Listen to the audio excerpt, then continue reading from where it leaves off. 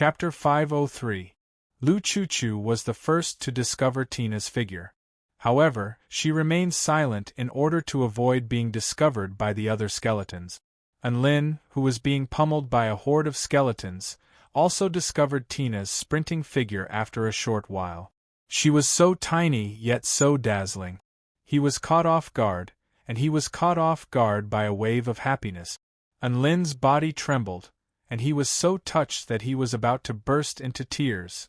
He gave Tina 10,000 thumbs up in his heart. Go, Tina! Reclaim the glory that belongs to us. Collect all of the realm essence crystals. When that time comes, Tina's things will also be his things.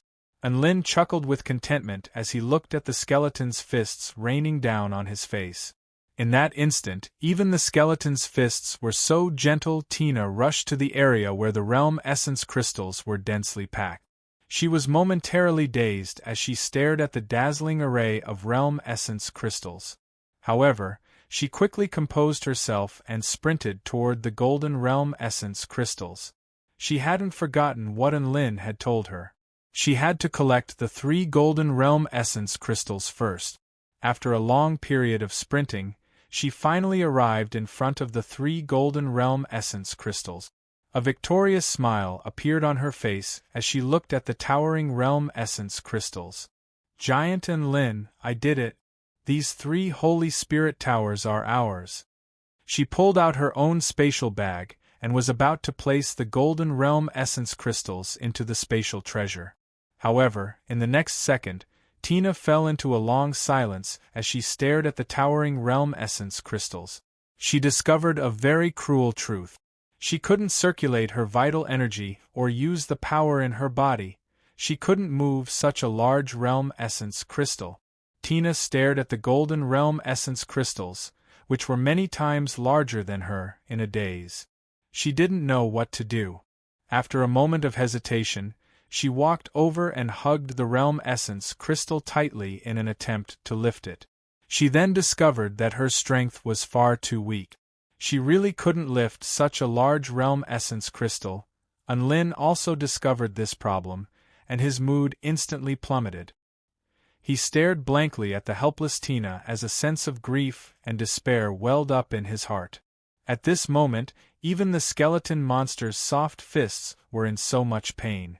Tina didn't give up, and she slowly climbed up the realm essence crystals. She discovered that the surface of the realm essence crystals was a little sticky, and she could use this to her advantage. After climbing to the top of the realm essence crystals, she opened her spatial bag and slipped it onto the tip of the realm essence crystals. Hua! The spatial bag was like a bottomless pit, and it continued to devour realm essence crystals. Soon, a golden realm essence crystal was successfully devoured. Lin had been paying close attention to Tina's every move, and he almost cheered out loud when he saw this scene.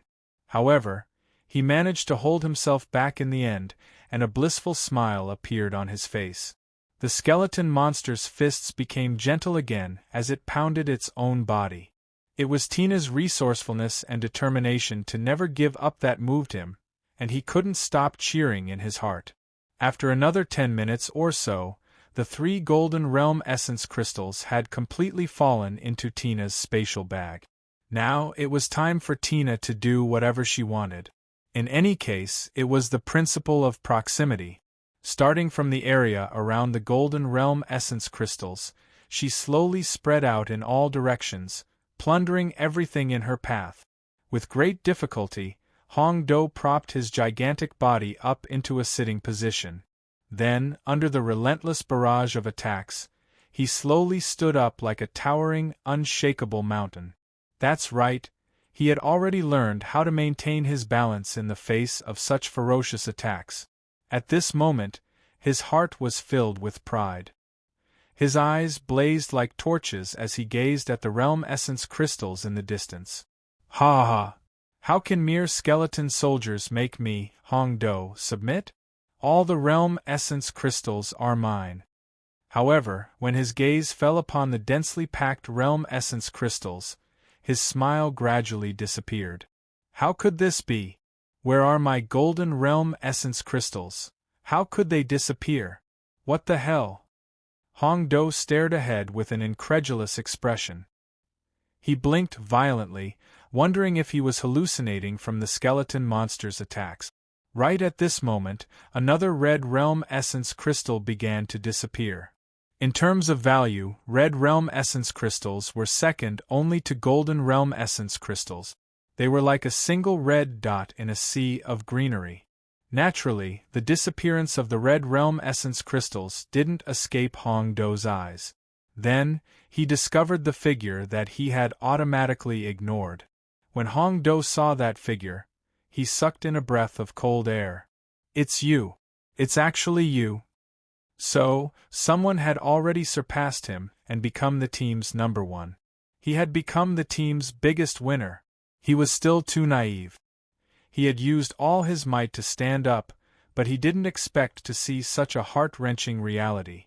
At this moment, the flames in Hongdo's chest seemed to have dimmed slightly. That's right, this was a race. As long as one worked hard, they would have a chance to overcome difficulties. As long as one worked hard, they would have a chance to surpass everyone else. But for some people, difficulties didn't target them at all. How could they compete when the two true demons heard Hongdo's yell? They also turned their gazes toward the realm essence crystals in front of them. Then, they turned pale with fright and started to panic. Who would have thought that a fairy would beat us to it? Zhong Lixing crawled to his feet with great difficulty. Before a smile could appear on his face, his expression darkened. All the Golden Realm Essence crystals are gone. An indignant expression appeared on Kong Ji's face. That's all right. We can still snatch some other types of Realm Essence crystals. Zhong Lixing had an indignant expression on his face. He withstood the attacks of countless skeletons. Just as he was about to advance with great difficulty, he suddenly felt something tighten around his waist. It was as if something was strangling him. Zhong Lixing lowered his head and discovered that a white, transparent, yet extremely tough tentacle was currently wrapped around his waist. Zhong Lixing, why aren't you letting go? At this moment, Lingying was being bitten by a pack of skeletons. With great difficulty, she said, I run slowly, bring me along. Zhong Lixing gritted his teeth and slowly advanced forward. However, he discovered that the resistance behind him was extraordinarily strong. Not only did he have to drag Lingying, but he also had to drag a pack of skeletons that were biting onto Lingying's tentacle. I want to curse someone. Zhong Lixing couldn't take it anymore. If this continued, how could he snatch any realm essence crystals? Lingying waved her tentacle. Curse me all you want. I'm a jellyfish anyway. You're not a human.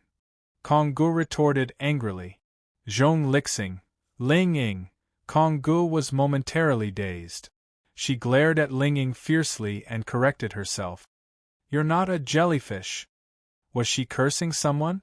She wasn't cursing someone, was she? She wasn't cursing a jellyfish, was she? Zhong Lixing felt that Konggu had probably gone mad from anger. For someone like him, he couldn't be bothered to curse her. Once they got out of here, he would find an opportunity to tear this jellyfish apart.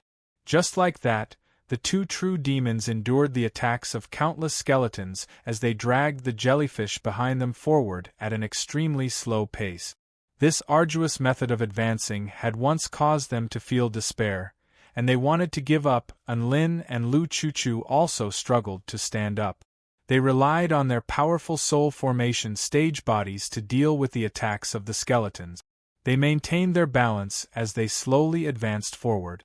At this moment, Tina had already stored all of the golden and red realm essence crystals into her spatial bag. Hongdo roared as he continued forward.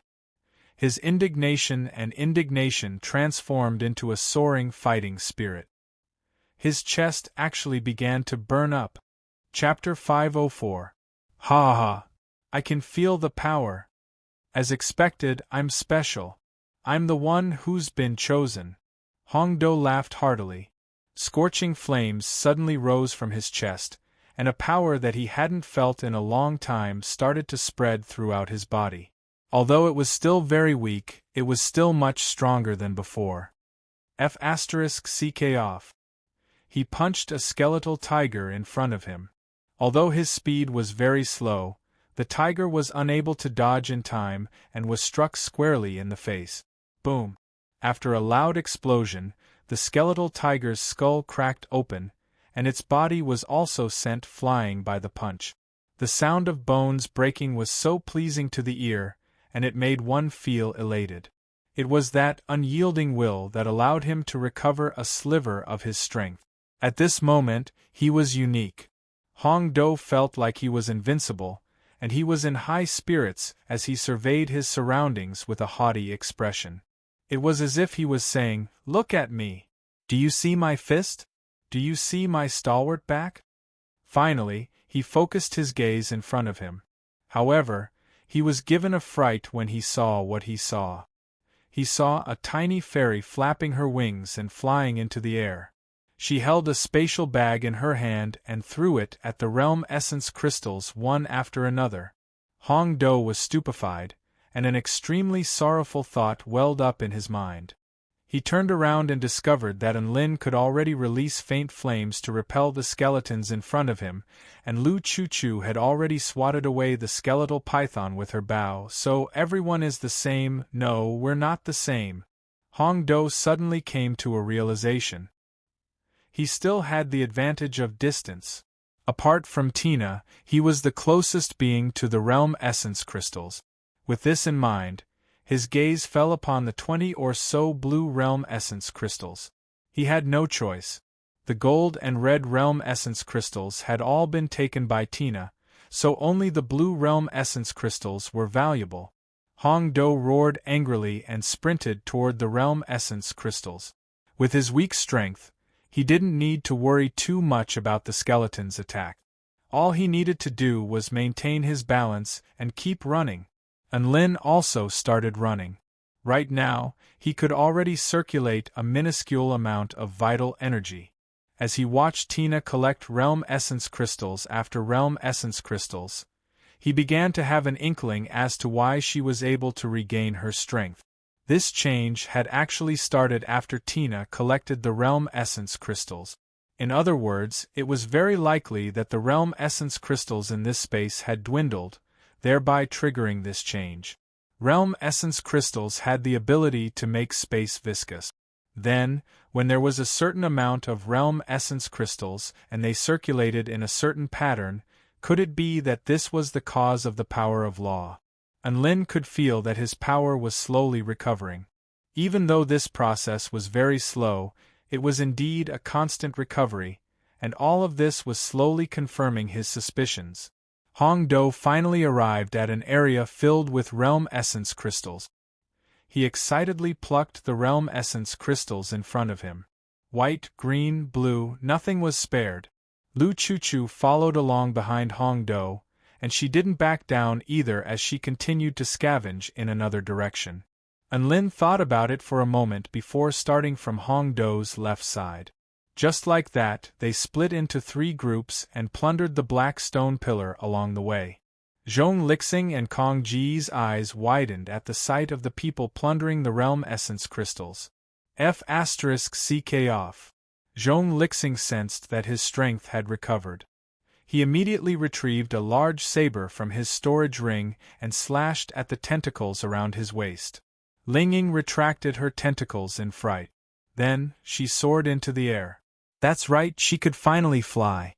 The feeling of floating, which she hadn't felt in a long time, made her extremely moved.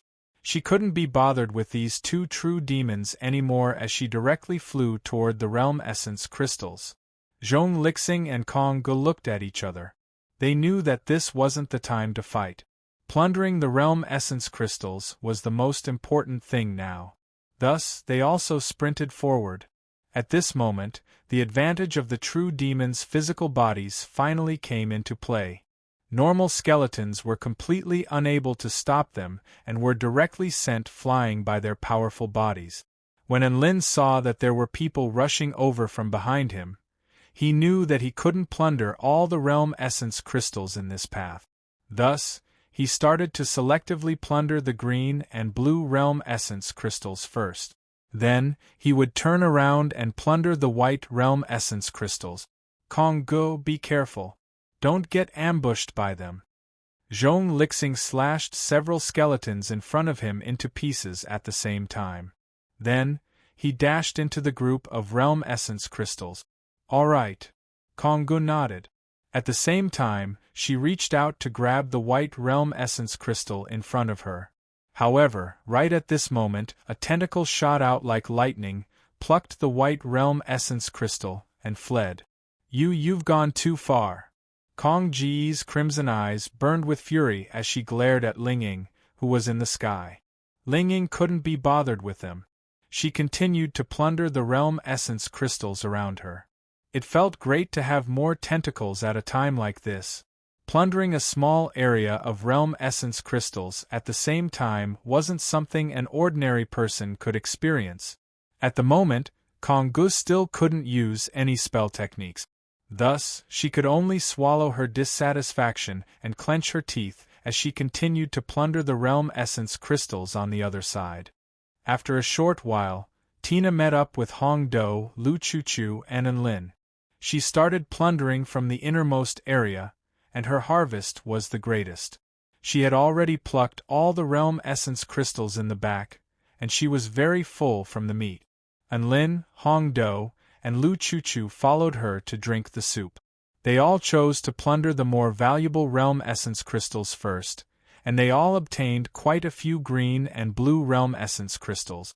In other words, all that was left were white realm essence crystals. Their eyes burned with desire.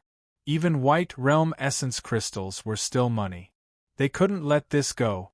Thus, the four of them started plundering from the innermost area. Finally, the two true demons saw Enlin and the others turning back to plunder the realm essence crystals toward them. They instantly felt immense pressure. The two of them had only collected close to 100 white realm essence crystals. They were truly unwilling to leave just like that. 100 black snakes. Zhong Lixing opened his hand, but only 6 black snakes shot out. Using a spell technique was finally somewhat effective. The 6 black snakes coiled around the 6 realm essence crystals. Then, they lifted their heads and quickly flew back toward Zhong Lixing. However, right at this moment, 6 bolts of blue lightning suddenly shot out from the void. With a deafening boom, the 6 black snakes were blasted into black mist, which completely dissipated into the air. Kong-go humphed coldly. She made a grabbing motion toward the 6 realm essence crystals in the air. A violent gust of wind swept through the air, and the realm essence crystals continued to fly toward them.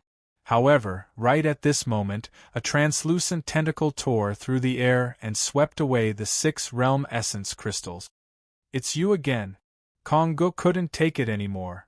A crescent scythe appeared in front of her, and she charged toward Ling Ying with a murderous intent. I'm going to cut off all your tentacles today. Lu Chuchu drew her bow to the fullest extent and aimed it at Zhong Lixing.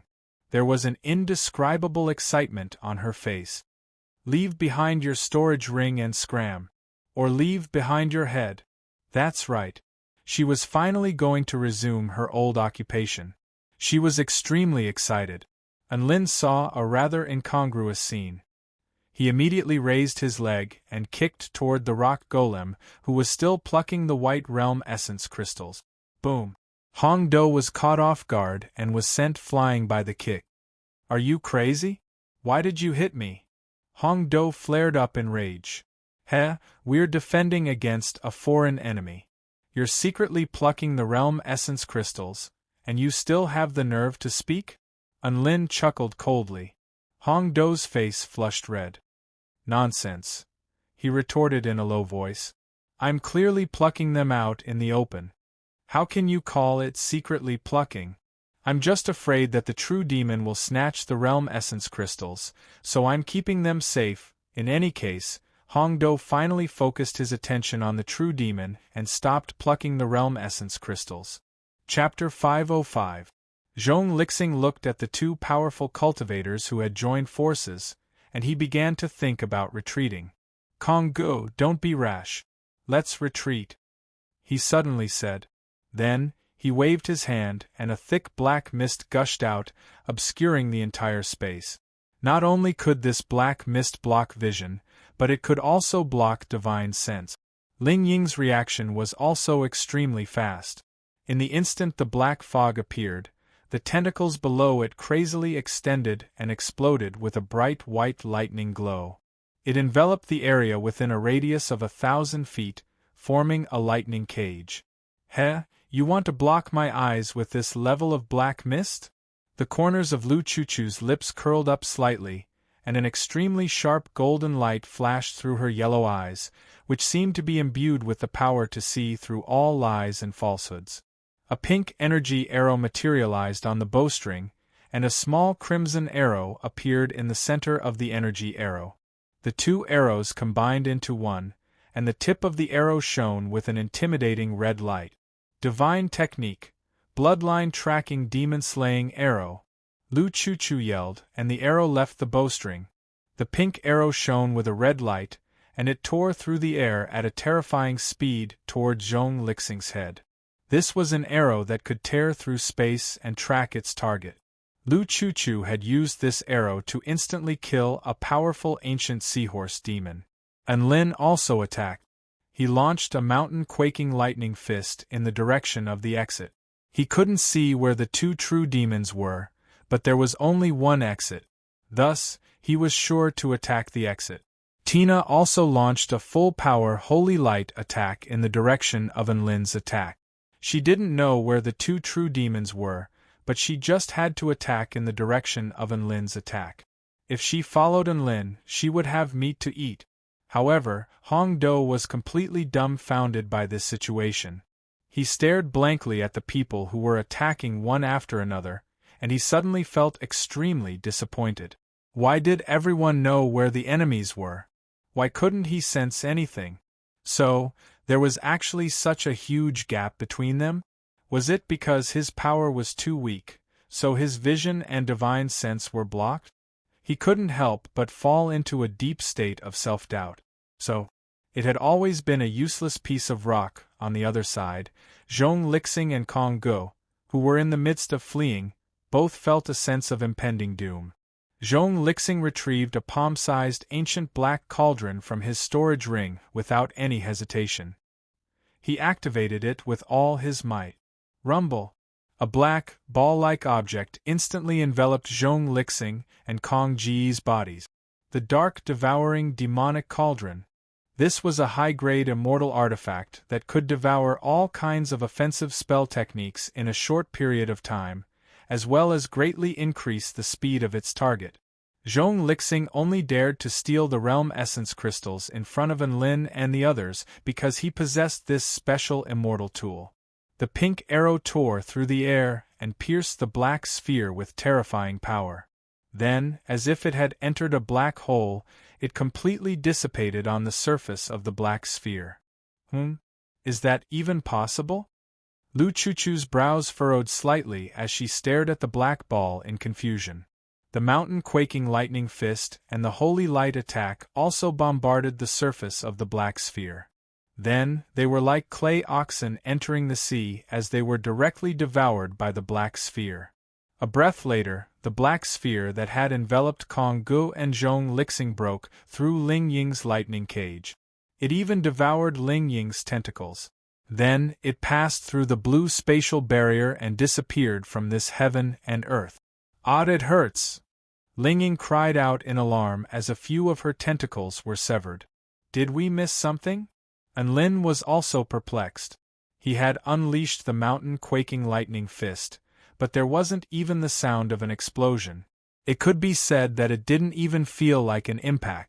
This also made him perplexed. They escaped using a very strange black cauldron, which allows them to transform into black balls that can absorb spell techniques. All of our attacks were swallowed by the black balls. Lu Chuchu heaved a forlorn sigh as she explained. The black mist gradually dissipated. Linging was currently swallowing a pill that could regenerate her severed limbs. She looked sickly as she floated in the air. Meanwhile, Hongdo was half squatting on the ground as he stared blankly ahead. It was as if life had lost all meaning and he had lost all passion for battle. Anlin looked at the remaining 100 or so white realm essence crystals. The true demon has already escaped. Let's split these realm essence crystals evenly. You guys split them, Hongdo said expressionlessly. I feel like I'm just here to waste my time. I don't deserve these realm essence crystals. Anlin, everyone, Anlin was astonished. Hongdo, what's wrong with you? How did you suddenly become enlightened? Do you have such self-awareness? Hongdo's chest constricted. F*CKU. These realm essence crystals are mine. Just like that, Anlin, Lu Chuchu, Tina, Hongdo, and Linging each received over 20 white realm essence crystals. Giant Anlin, these are the realm essence crystals I receive. Take a look. A smug smile appeared on Tina's face. She took out her spatial bag and handed it to Anlin. She was both nervous and excited, as if she were a child waiting to be praised by an adult. Anlin took out the realm essence crystals from the spatial bag and drew a sharp intake of breath. Everyone else was also astonished by the sight before them. They were almost blinded by the light. 3 golden realm essence crystals, 9 red realm essence crystals, 5 blue realm essence crystals, 10 green realm essence crystals, and 35 white realm essence crystals. In terms of total value, the realm essence crystals that she had received accounted for more than half of the total value of the realm essence crystals. Hongdo thought that he had received the second most realm essence crystals. However, he fell into deep thought as he looked at the 4 blue realm essence crystals, 12 green realm essence crystals, and 40 white realm essence crystals in his storage ring. Linging was in an even worse state. Although she had many tentacles, she had arrived late and only received 62 white realm essence crystals. Anlin patted Tina's little head with a wide smile on his face. My little Na really is the best. I'll keep these realm essence crystals for you for now. You're still young, so I'll return them to you when you grow up. Everyone almost vomited blood upon hearing this. What the F***CK do you mean I'll return them when I grow up? Can I still grow up? This is daylight robbery. Tina was extremely elated as she flew around Anlin. All right. Just like that, Anlin happily stowed away all the realm essence crystals in his storage ring. He counted the total number of realm essence crystals in his storage ring, including those he had obtained from killing others and robbing others. There were a total of 152 white realm essence crystals, 30 green realm essence crystals, 11 blue realm essence crystals, 9 red realm essence crystals, and 3 golden realm essence crystals. TSK. He had instantly become a realm essence crystal tycoon. He had already swallowed 4 golden realm essence crystals, so he had 3 golden realm essence crystals in his storage ring. This meant that he would be able to complete his mission and obtain the embryonic body of the war god after obtaining 3 more golden realm essence crystals. I wonder what this body of the war god will look like. It's definitely going to be very powerful. Will it look like a super scion with golden hair and a golden aura enshrouding his entire body? Anlin couldn't help but let his imagination run wild, and a wide smile appeared on his face. Everyone was filled with hatred as they looked at Anlin's smug expression. However, there was nothing they could do. They could only glare at him helplessly. Who told him to have a stupid fairy who was still counting the money for him after being sold? The realm essence crystals were divided among everyone and stowed away in their storage rings. Before they knew it, the strange feeling of space slowing down and the inability to circulate vital energy disappeared. Heaven and earth returned to normal. Crack, the sound of something cracking suddenly traveled over. Everyone looked behind them in unison. The black stone pillar that was 1,000 feet tall was starting to crack. Chapter 506. In the center of the White Lake, There was a huge splash as Zhong Lixing and Kong Go appeared in the sky. It was already nighttime. There was no moon, and the surroundings were pitch black. Only a few stars decorated the night sky. Zhong Lixing held the ancient black cauldron in his hand. His body swayed slightly as he spat out a large mouthful of blood. Zhong Lixing, are you all right? Kong Go hurried over and carefully supported him.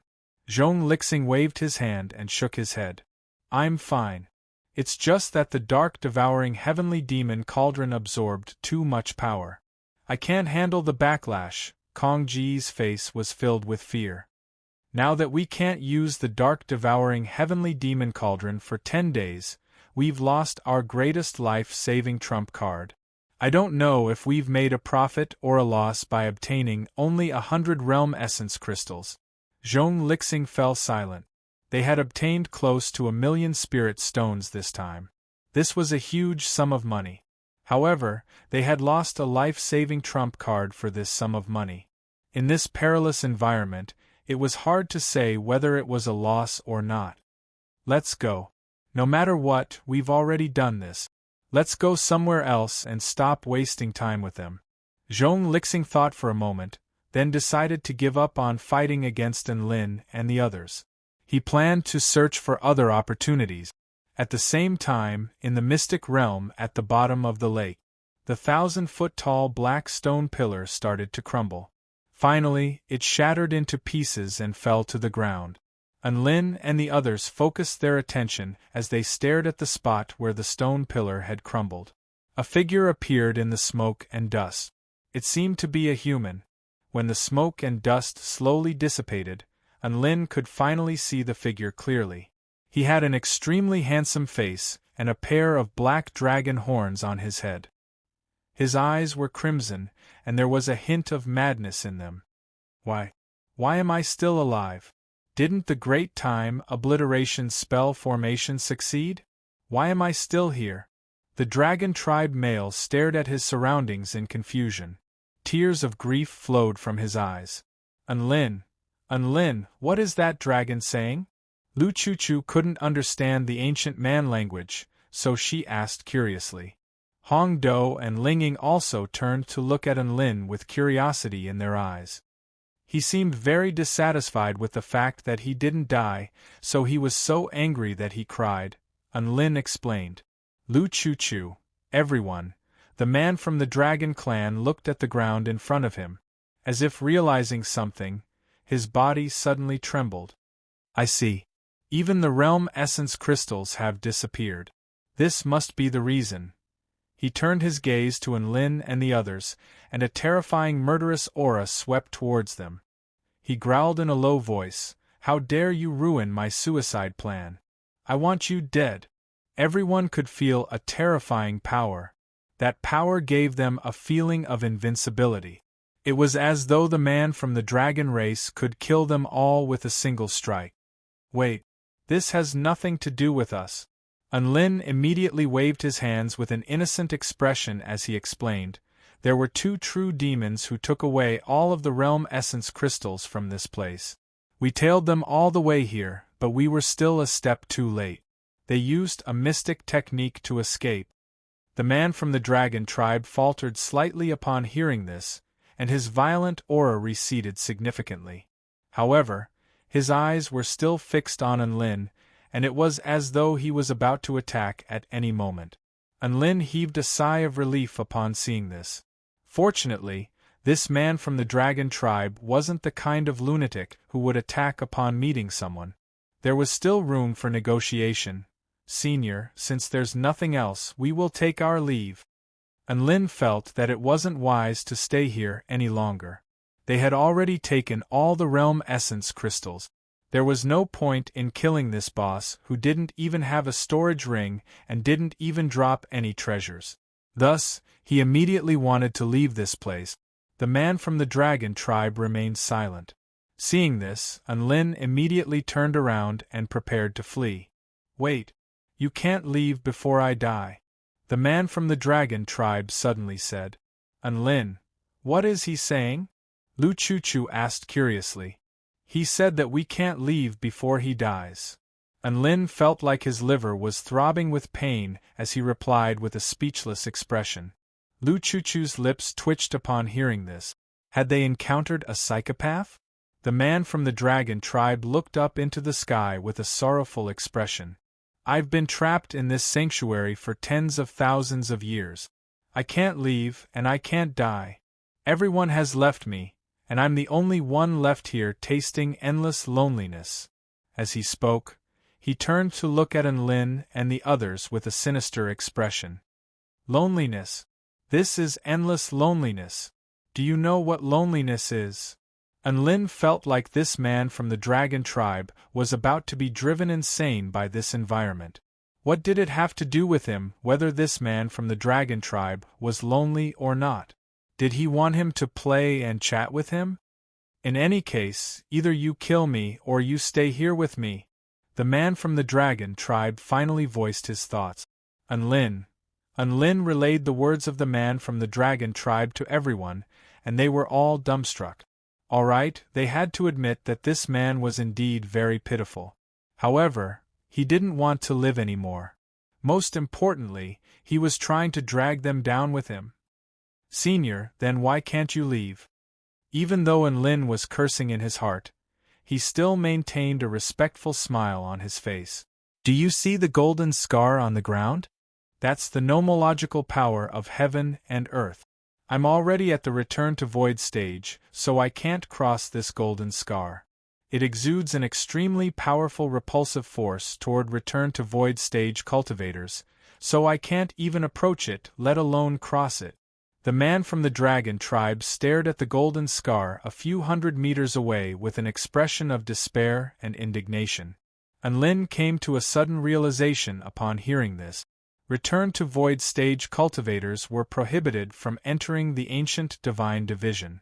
Then, his eyes suddenly lit up, and he transmitted his voice to everyone. That man from the dragon tribe is at the return to void stage, so he can't cross the golden scar. In other words, he won't be able to catch up to us as long as we escape from the golden scar. Everyone's hearts were instantly filled with hope upon hearing this. But all return to void stage cultivators have spatial restrictions. Although it's only a distance of 500 meters, we still might not be able to cross the golden scar. After all, it's just a matter of raising a hand for a return to void stage cultivator to freeze space. Lu Chuchu voiced out her concern.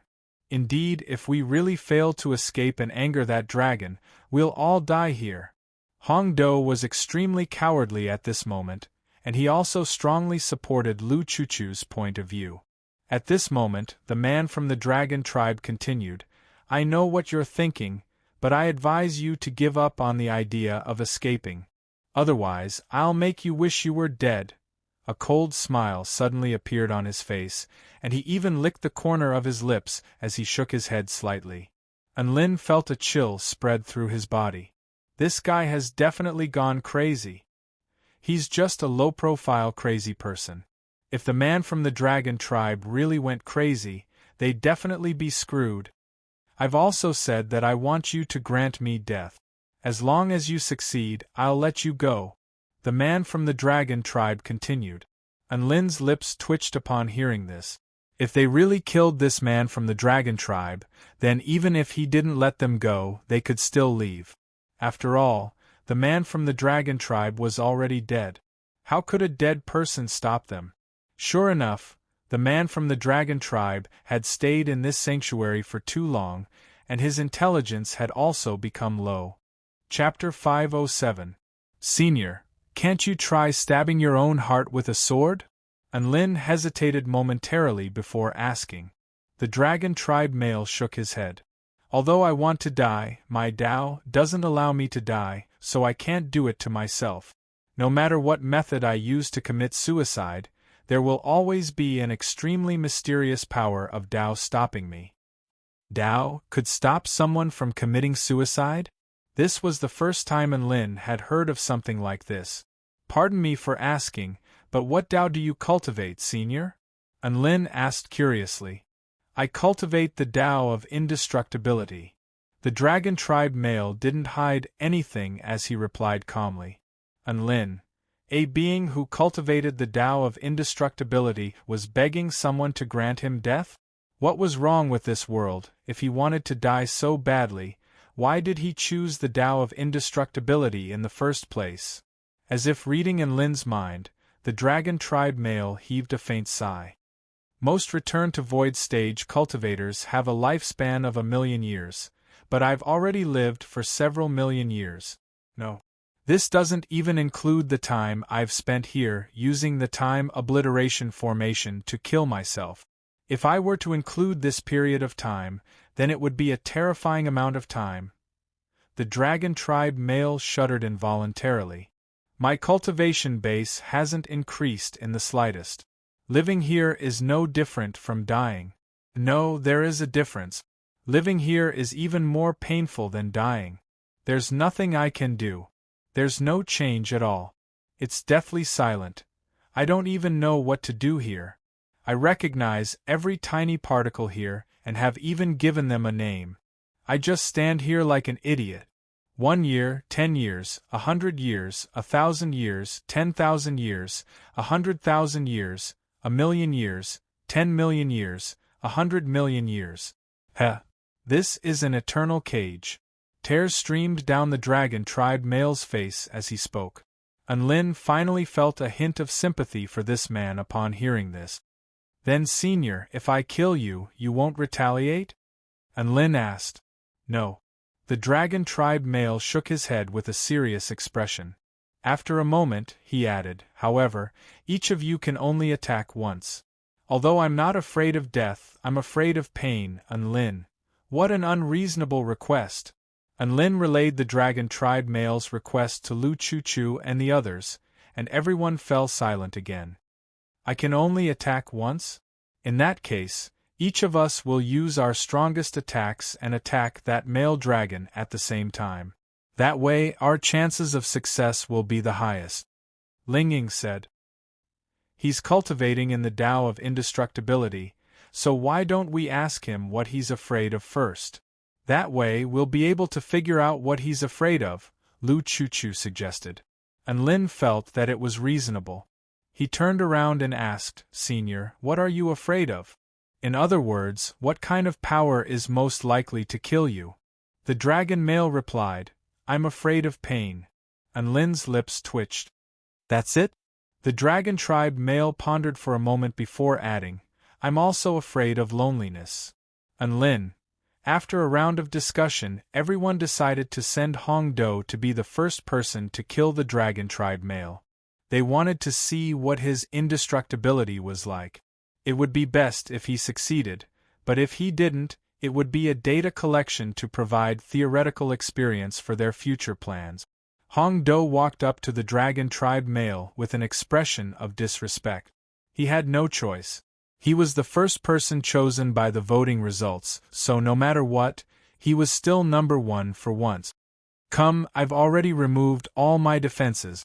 Use your strongest and most terrifying power to kill me, the dragon tribe male said.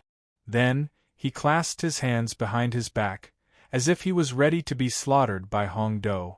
Hong Do took a deep breath. Didn't they look down on me? Now, I'm going to prove myself and show them just how strong I am. Hong Do roared in rage, and a towering crimson flame erupted from his body. Scorching heat waves swept out for over a kilometer, and his might was extremely terrifying. Red Lotus explosion. He placed his hands on his chest and made a gesture similar to a heart. A crimson lotus flower appeared from his chest and slowly floated toward the dragon tribe male. The lotus flower contained an extremely terrifying flame power. It continuously condensed and compressed, releasing an extremely dazzling and scorching light. This is a lotus formed from my most powerful flame of life. Once it explodes, the temperature at the center of the flames will be over 100,000 degrees. Even if you're a return to void stage cultivator, you'll still be burned to ashes by this high temperature, Hong Do said as he retreated. The others also retreated to avoid being affected by the shock waves of the explosion. The dragon tribe male scratched his head in confusion. Was that rock golem talking to him just now? It should be. But please, we don't speak the same language. That confident expression made it seem as if he could really understand what he was saying. The dragon tribe male deduced that Hong Do probably wanted him to eat this crimson lotus flower, right? That should be it. Thereupon, the dragon tribe male opened his mouth and swallowed the crimson lotus flower floating toward him. Hong Do, everyone, boom! An earth-shattering explosion sounded. They could see the dragon tribe male's stomach expand and turn red. It was as if a son was being born in his stomach. Then, he opened his mouth wide. Pfff. Like a laser cannon, the flames shot toward the hazy sky, as if they were going to pierce through the heavens. Following the release of energy, his stomach slowly shrunk again.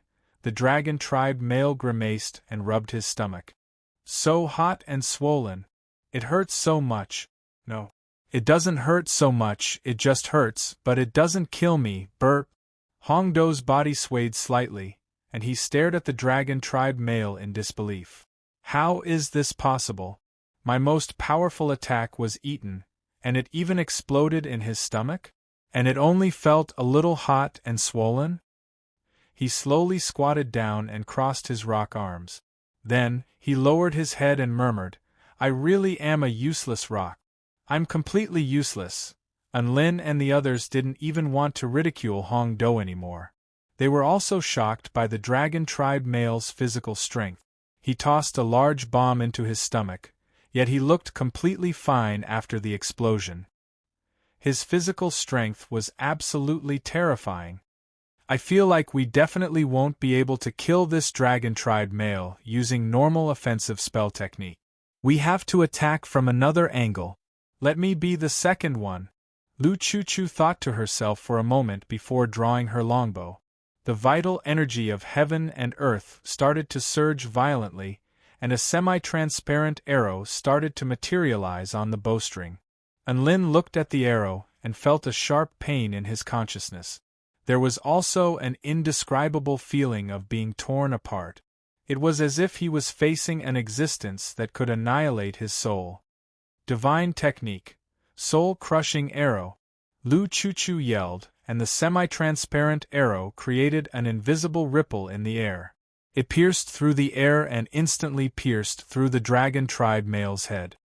This is a divine bow technique that specifically targets one's consciousness. It's my most powerful attack against one's consciousness. If his consciousness is unable to withstand my spirit-vanquishing soul-vanquishing arrow, then he will perish, Lu Chuchu explained. Everyone stared nervously at the dragon tribe male who had his head pierced by the soul-crushing arrow. Their breathing slowed, as if they were afraid of alerting something. In the instant that the dragon tribe male was struck by the arrow, his expression froze, and it was as if he had lost something. However, his eyes quickly regained clarity, and he massaged his brows with a pained expression. My head hurts like hell. No! It's not that his head hurts, it's only pain, not death. Sigh. His sorrowful sigh reverberated throughout heaven and earth. Everyone's eyes widened in shock, as if they had witnessed something inconceivable. Lu Chuchu's slender body swayed, and a dejected expression appeared on her face. How could this be? I used all of my trump cards, and it only made his head hurt. Unlin was also given a fright. Lu Chuchu was the one with the most powerful offensive ability in their team. Even so, she was unable to kill the defenseless dragon tribe male. The disparity in strength made him feel despair. Just what else could they do to kill this dragon tribe male? Chapter 508. Unlin racked his brains to see which of his skills were more powerful. The first skill that came to his mind was the nuclear lightning fist. This attack could at least cripple a return-to-void stage mighty figure, even if it didn't kill him. However, this dragon tribe male was clearly no ordinary return-to-void stage mighty figure. He was a return-to-void stage mighty figure who had attained the Tao of indestructibility. This meant that he was definitely king powerful being. Didn't he see how he took Hong Do's attack like it was a bowl of spicy soup? How could a being with such terrifying physical strength die after taking a nuclear lightning fist? Right here, Ling Ying began to float toward the dragon tribe male. Let me do it. Just because his body and consciousness are powerful doesn't mean that his body won't react with the outside world. It doesn't mean that his cell structure won't deteriorate due to poison. As he spoke, his aura surged and his tentacles danced in the air. Suddenly, a drop of black liquid shot out from one of the longest tentacles. It floated in the air and was pitch black in color. This drop of liquid is poison that I've refined for over 3 years. If you put it into the ocean, it can instantly kill all living beings within a radius of 50 kilometers. It's impervious to any kind of power and can rapidly kill the cells of living beings, robbing them of their life force. In the end, the body will decompose into the tiniest particles. Swallow it. Ling Ying tossed the drop of black liquid to the dragon tribe male. The dragon tribe male looked at the drop of black liquid with disdain. Seeing this, Anlin immediately relayed Ling Ying's words to the dragon tribe male. All right, in order to die successfully, I'll endure it. The dragon tribe man frowned and swallowed the drop of liquid into his stomach. Everyone looked at the male in front of them nervously, anticipating what was going to happen next. The dragon tribe male's body trembled, as if he had been electrocuted. Then, as if nothing had happened, he rubbed his stomach, looking as if he had not had enough. I thought that this drop of black liquid would be disgusting, but I didn't expect it to have a different kind of mellow fragrance. After I swallowed it and it melted into my body, my whole body couldn't help but shiver. A destructive feeling of numbness spread all over my body and surged to my soul. In the end, my soul reached a high climax. The dragon tribe male gave a thumbs up. Amazing! Anlin began to relay the story expressionlessly. Everyone was dumbstruck. Ling Ying's body swayed violently and she almost fell from the sky. Do you still have this liquid? I'll make an exception and let you poison me again, the dragon tribe man added. Ling Ying spat out a mouthful of blood. What the F***ck do you mean I'll poison you again? I mean let you enjoy yourself again, right? That was the venom that he had refined for 3 years, and it was used up by that man just like that. Ling Ying had a mental breakdown, and she stood beside Hong Do while drawing circles on the ground with her tentacles. Anlin felt immense pressure. He felt that he no longer had any trump card. Most of his spells were simple and crude. If he wanted to kill someone with such abnormal defense, the success rate was infinitely close to 0. He had to find another way. Tina, it's your turn this time, Anlin said. Ah? Tina nodded nonchalantly before charging toward the dragon tribe man with her heart lotus ice sword in hand. She didn't have that many twists and turns.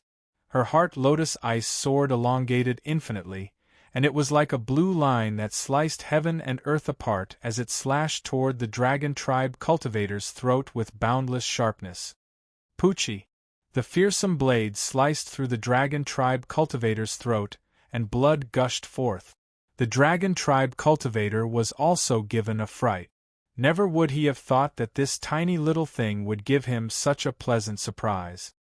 Use more force. Hurry up and slice. You're almost there. Don't give up. He encouraged her as he spat out a mouthful of blood. The scene was simply too beautiful. Tina let loose a delicate cry, and the power of holy light erupted from her body before fusing into the heart lotus ice sword. Blue and white sword projections intertwined, and the power of the sword was elevated to the next level. Splat! Blood splattered through the air, and a human head with a dragon horn was severed from his body before falling to the ground. Anlin and the others all drew a sharp intake of breath before erupting into raucous cheers. You finally killed that psycho. You did a great job, little Na. Anlin was not stingy with his words of praise. All of us thought that he was able to swallow Hong Do's attack, so we all thought that his defenses were indestructible. However, we neglected the fact that powerful weapons can sometimes be combined with physical strength to break through his insane defenses, Lu Chuchu said with a smile. Hong Do continued to draw circles upon hearing this. Which one of you called me a nut job? A familiar voice suddenly sounded. Everyone shuddered as they looked toward the source of the voice, and all of them drew a sharp intake of breath. The dragon tribe cultivator in the center was clutching his head with his right hand, and there was a displeased expression on his face from being called a nut job. Unlin, everyone, Hong Do told me. Unlin replied with an honest expression. F***ck. Unlin, are you trying to frame me again? Hong Do flared up with rage. Alright. I can't be bothered with these trivial matters. That fairy performed quite well, and I felt like I was about to die. However, that was just an illusion. An attack of this caliber is still too weak. I feel like with your strength, you guys can slice me into 1,000 pieces, but that's just an illusion. An attack of this caliber is still too weak. I feel like with your strength alone, you guys won't be able to do anything even if you slice me into 1,000 pieces. The dragon tribe cultivator placed his head back to its original position, and countless crimson lines suddenly appeared on the incision on his skin. His head was completely sewn back together. It's your turn now, I hope you won't disappoint me.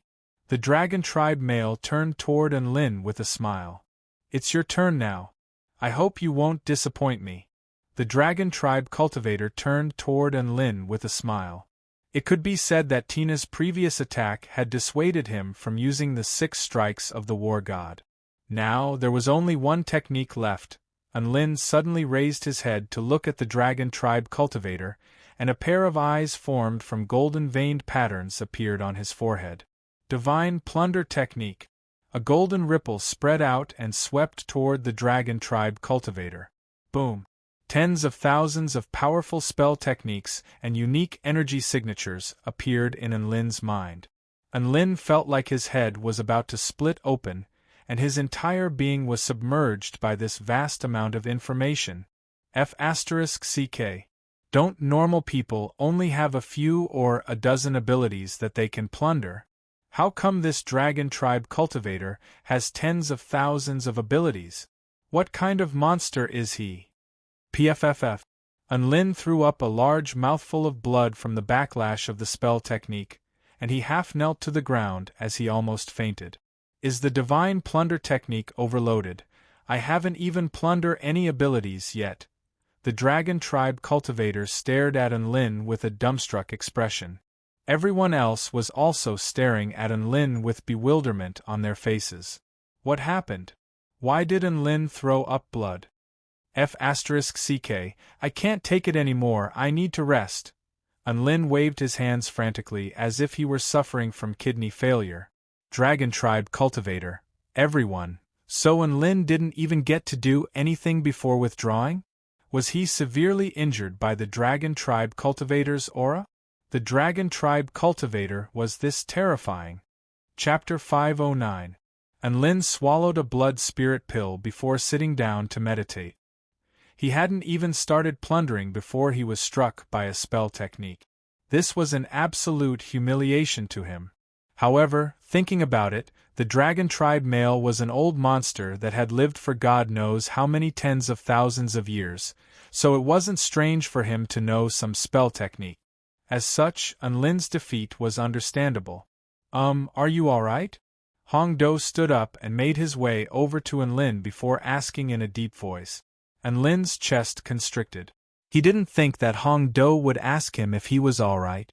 This was truly a humiliation. The dragon tribe male scratched his head in confusion.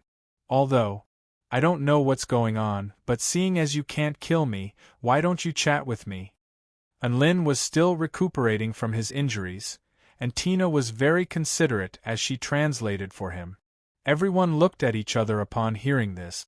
This dragon tribe male was extremely powerful, and they didn't dare to disobey him. Thus, they could only obediently stand in a line and allow him to speak. Tell me, what's going on in the outside world? Has the destruction of our continent ended? The dragon tribe male asked in a calm voice. If the world you're talking about is the ancient Tai Chu realm, then the destruction hasn't ended.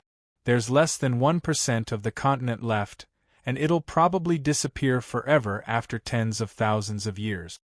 Ling Ying waved her tentacles as she relayed the information she knew.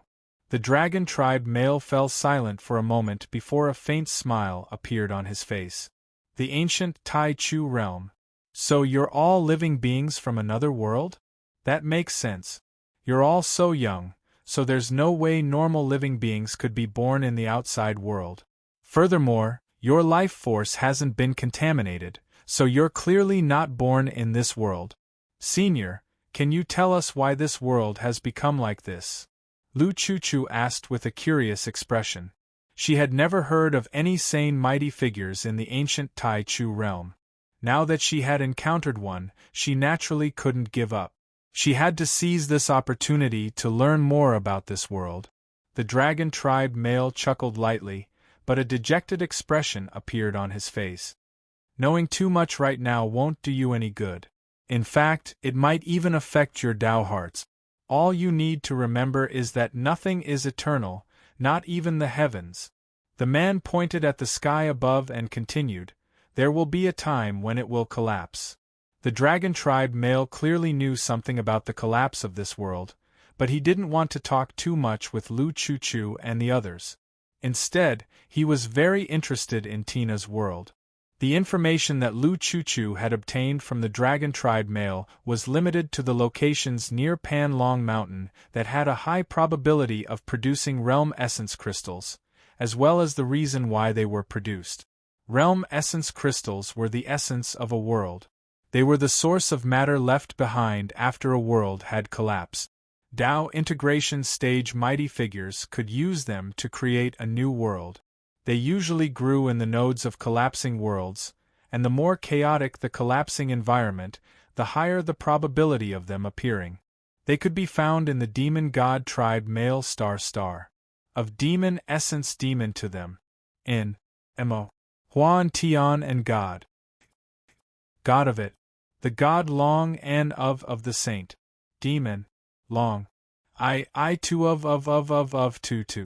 An Tian. An of and Lin listened to the dragon tribe man speak, and he learned that the man's name was Xiao Tu, and he was a general of the ancient Tai Chu realm dragon tribe. At that time, the dragon tribe was far more powerful than the current dragon tribe of the dragon court of the eastern seas. They had several Tao integration stage mighty figures, and there was also an illuminating dragon that could command the weather within a radius of 10,000 kilometers. When it opened its eyes, it was day. When it closed its eyes, it was night. When it closed its eyes, it could determine the seasons. In any case, the dragon tribe on this continent was even more powerful than the celestial court and was far more powerful than the dragon court of the eastern seas. According to the male dragon tribe Cultivator, there was also an Ao faction in the dragon tribe. He wondered if it was the predecessor of the dragon court of the eastern seas. After chatting for a while, Xiao Tu turned to Enlin again. Mr. Enlin, have you thought about how you're going to kill me? Don't throw up blood again. The corners of Enlin's mouth twitched. He had actually thought of a way when he was meditating. However, he didn't know how safe this method would be. If he was even the slightest bit careless, he could die as well. I think I've thought of a way, but before I use this method, I have a few questions that I would like to ask you, Senior. Enlin hesitated momentarily before deciding to give it a try. Sure, ask away. Xiao Tu nodded nonchalantly. Senior, if you don't have the power of Tao to prevent you from committing suicide, what techniques would you need to use to kill yourself? Enlin asked. That's a lot. Even though I'm cultivating in the Tao of indestructibility, I haven't reached the Tao integration stage yet. If the destructive power exceeds a certain threshold, it can break through my indestructible body. Let me think. If I could attack myself, there would be over 10,000 ways to kill myself. Xiao Tu replied with a serious expression. Everyone was shocked to hear this, and a sense of defeat welled up in their hearts. Enlin was ecstatic to hear this, and he continued, Then how many ways are there to kill yourself by releasing energy? The success rate has to be high, the energy has to be gathered precisely, and there are no side effects. Xiao Tu blinked as a thoughtful expression appeared on his face. He didn't know why Enlin was asking this, but he still tried his best to cooperate with Enlin.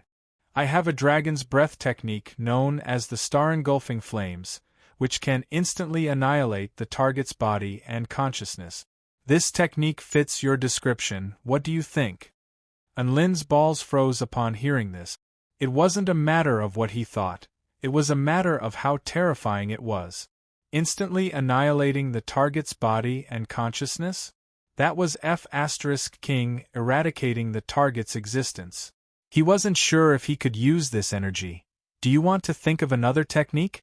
Enlin continued. Xiao Tu thought for a moment before replying. I have a sword of death that can connect with the power of heaven and earth and sever karma with a single sword strike. Holy sh*t. That's even more unfathomable now, ahem. Let's talk about the star-engulfing flames technique. It's a ballistic attack, right? Enlin asked. Ballistic attack? Xiao Tu blinked in confusion, clearly unable to comprehend this unfamiliar term. It's a straight-line attack that has a clear trajectory, Enlin explained. Oh, that's right. Xiao Tu nodded. Enlin heaved a light sigh of relief upon hearing this, and a hint of confidence appeared on his face. Then please attack me with the star-engulfing flames, senior. What? Everyone was shocked to hear this, and they stared blankly at Enlin. You want to die? Why? Hong Do's mouth gaped open. Enlin, why do you want to die? You haven't even made your will yet. Who's going to inherit your storage ring? Lu Chuchu asked with an astonished expression. Even so, she still hadn't forgotten her true self. Giant Enlin, didn't you say you were going to show me this world? Tears shimmered in her eyes. Don't overthink things. I don't want to die, and I'll be fine. This is all part of the plan. Enlin waved a dismissive hand before turning to Xiao Tu again. Please attack me with your full power. I'll use the star-engulfing flames. He couldn't tell Xiao Tu his plan. Otherwise, it would be hinting at his Dao, and Xiao Tu would most likely not attack him. Really? You're not afraid of death? Xiao Tu asked. I'm afraid of death, but I'm not going to die. As for you, I hope you won't be afraid of death when the time comes. Enlin chuckled. Ha ha. All right. How interesting. I'm coming. Take this attack. Xiao Tu chortled with glee as he opened his mouth and aimed it toward Enlin. Star-engulfing flames. Boom. Terrifying black flames tore through space before hurtling toward Enlin with the power of annihilation. Chapter 510. The space in the wake of the black flames was riddled with cracks. The terrifying power of annihilation radiated forth, striking everyone with a sense of asphyxiation. Enlin had already fully charged the vermilion bird mirror in his hand. After activating the vermilion bird mirror with all his might, a rippling mirror surface appeared over his body, creating a barrier around his body. Boom! The star-engulfing flames that Xiao Tu had spat out crashed into the rippling mirror surface, upon which a peculiar ripple appeared. Immediately afterward, the flames seemed to have entered a different dimension and disappeared. Xiao Tu's expression faltered upon seeing this, and he felt as if he was looking at himself when he turned to look at Enlin. His other self's mouth was wide open, and the star-engulfing flames were blasting forth from his mouth. Boom! Within the rippling mirror surface, the star-engulfing flames erupted forth with the power of annihilation, and it was like a ferocious beast that was about to incinerate everything in its path, all of which was directed toward Xiao Tu. Xiao Tu was truly astonished this time. He looked up at the oncoming attack, and he temporarily lost all ability to think. Only one thought flashed through his mind. Should he dodge or not? This shouldn't count as self-destruction, right? This was Enlin's technique, right? It wouldn't go against his own Dao, right? Just as these thoughts were running through his mind, the star-engulfing flames had already engulfed Xiao Tu's body and annihilated his consciousness along with it. Everything returned to nothingness, and only the space that was riddled with cracks was left, illustrating just how terrifying that attack had been. Lu Chu and the others stared blankly at Xiao Tu, who had been incinerated into nothingness, before turning to Enlin, who was standing on the spot, completely unscathed, and they finally drew a sharp intake of breath. What spell technique was that? How could it reflect such a terrifying attack? Ling Ying stared at Enlin with awe and veneration on her face. No wonder you made that request. Enlin, you've already come up with such a perfect plan. A hint of envy appeared on Lu Chuchu's delicate features as she stared at Enlin with bright eyes. Tina flew around Enlin with elation in her eyes. Giant Enlin's technique is truly marvelous. As the saying went, the one who understood one's own weaknesses the most was oneself. Not only would Xiao Tu be able to make up for his lack of strength by killing himself, but he would also be able to find the perfect remedy for his weakness. Enlin really is a genius. All of Tina's words were useless, but Enlin was very happy to see it, and he turned to everyone with a nonchalant smile. Hong Do felt like this smile was a little dazzling, and he recoiled involuntarily. Ah, I'm finally free. Thank you. Thank you, Enlin. I didn't expect happiness to come so quickly and so suddenly. This voice made everyone shudder. It was Xiao Tu's voice. Furthermore, this wasn't the Tai Chu language or the ancient man language. Instead, it was an extremely special language that allowed everyone to clearly understand what Xiao Tu was saying. Enlin and the others looked around, but they couldn't find any trace of Xiao Tu's day. There's no need to look for me. I'm already dead, and this is only a wisp of my Tao intent talking to you now. This wisp of Tao intent will disappear soon, and the resurrection spell formation that I've prepared will be fully activated. Resurrection spell formation? Enlin almost threw up a mouthful of blood upon hearing this. F***CK. You can resurrect? So you're not really dead? No. I'm really dead. Otherwise, the resurrection spell formation wouldn't have been fully activated. This cage is formed by the laws of heaven and earth. Only by transcending life and death, and coming back to life from the extremity of death, can one deceive the heavens and earth. Fortunately, I'm afraid of death, so I prepared a large-scale resurrection formation in advance. Otherwise, I would really be left with only two choices: a life worse than death or an eternal death. I'll cut to the chase. I'm here to tell you that there are 6 blazing sun pills under the shattered stone pillars. They're Tier 5 immortal pills that I refined using the power of the void during my long years of boredom. After consuming them, you'll be able to unleash limitless latent potential for a short time. It's very fun. Xiao Tu's voice slowly faded away like a gust of wind. Lu Chu and Enlin's eyes lit up, and they immediately ran toward the shattered stone pillars. Boom boom boom boom, transportation technique, earth-breaking technique, excavation technique. Soon, an exquisite box appeared in front of everyone. Enlin opened the box. Holy sh**t.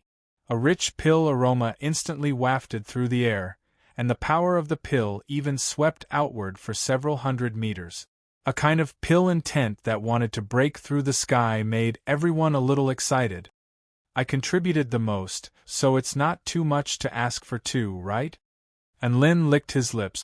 No one had any objections, so Enlin received 3 scorching sun pills. Hong Do held one of the scorching sun pills with a hint of shame on his face. After all, he had made it this far, so he felt a little guilty. Lu Chu had a nagging feeling that there was something else in the ground, so she continued to dig for a while. In the end, she was still dragged away by Enlin, and only then did she reluctantly stop. This sanctuary was only about 10,000 feet in radius, and everything had been reduced to white dust. Even the skeletons had been wiped out by Enlin and the others. They walked around the sanctuary and didn't discover anything else, so they decided to leave. In the center of the white lake, a huge splash erupted and 5 figures appeared. The sun had already risen above the horizon, and another day had passed before they knew it. We're going to the Heavenly Snow Abyss Mountain next. It's the closest place to Panlong Mountain, and I heard from Xiao Tu that there are even more realm essence crystals there than Panlong Mountain. Are you guys planning to go there? Anlin asked Hong Do and Linging. Linging nodded. I've explored almost half of Panlong Mountain, and I've already obtained all the realm essence crystals I wanted. I was just about to go to the Heavenly Snow Abyss Mountain to have a look. I heard that all of the snow beasts there have a realm essence crystal, but I'm not sure if that's true. Lu Chuchu pursed her lips. So what if it's true? How can killing a snow beast earn me more money than killing an enemy?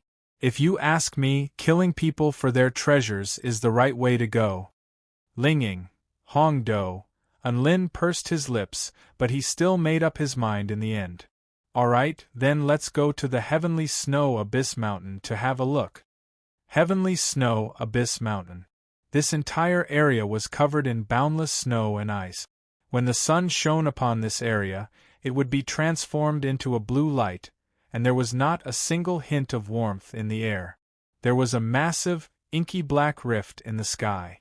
The rift stretched across the sky like a scar in the sky, and it was filled with an aura of death and destruction.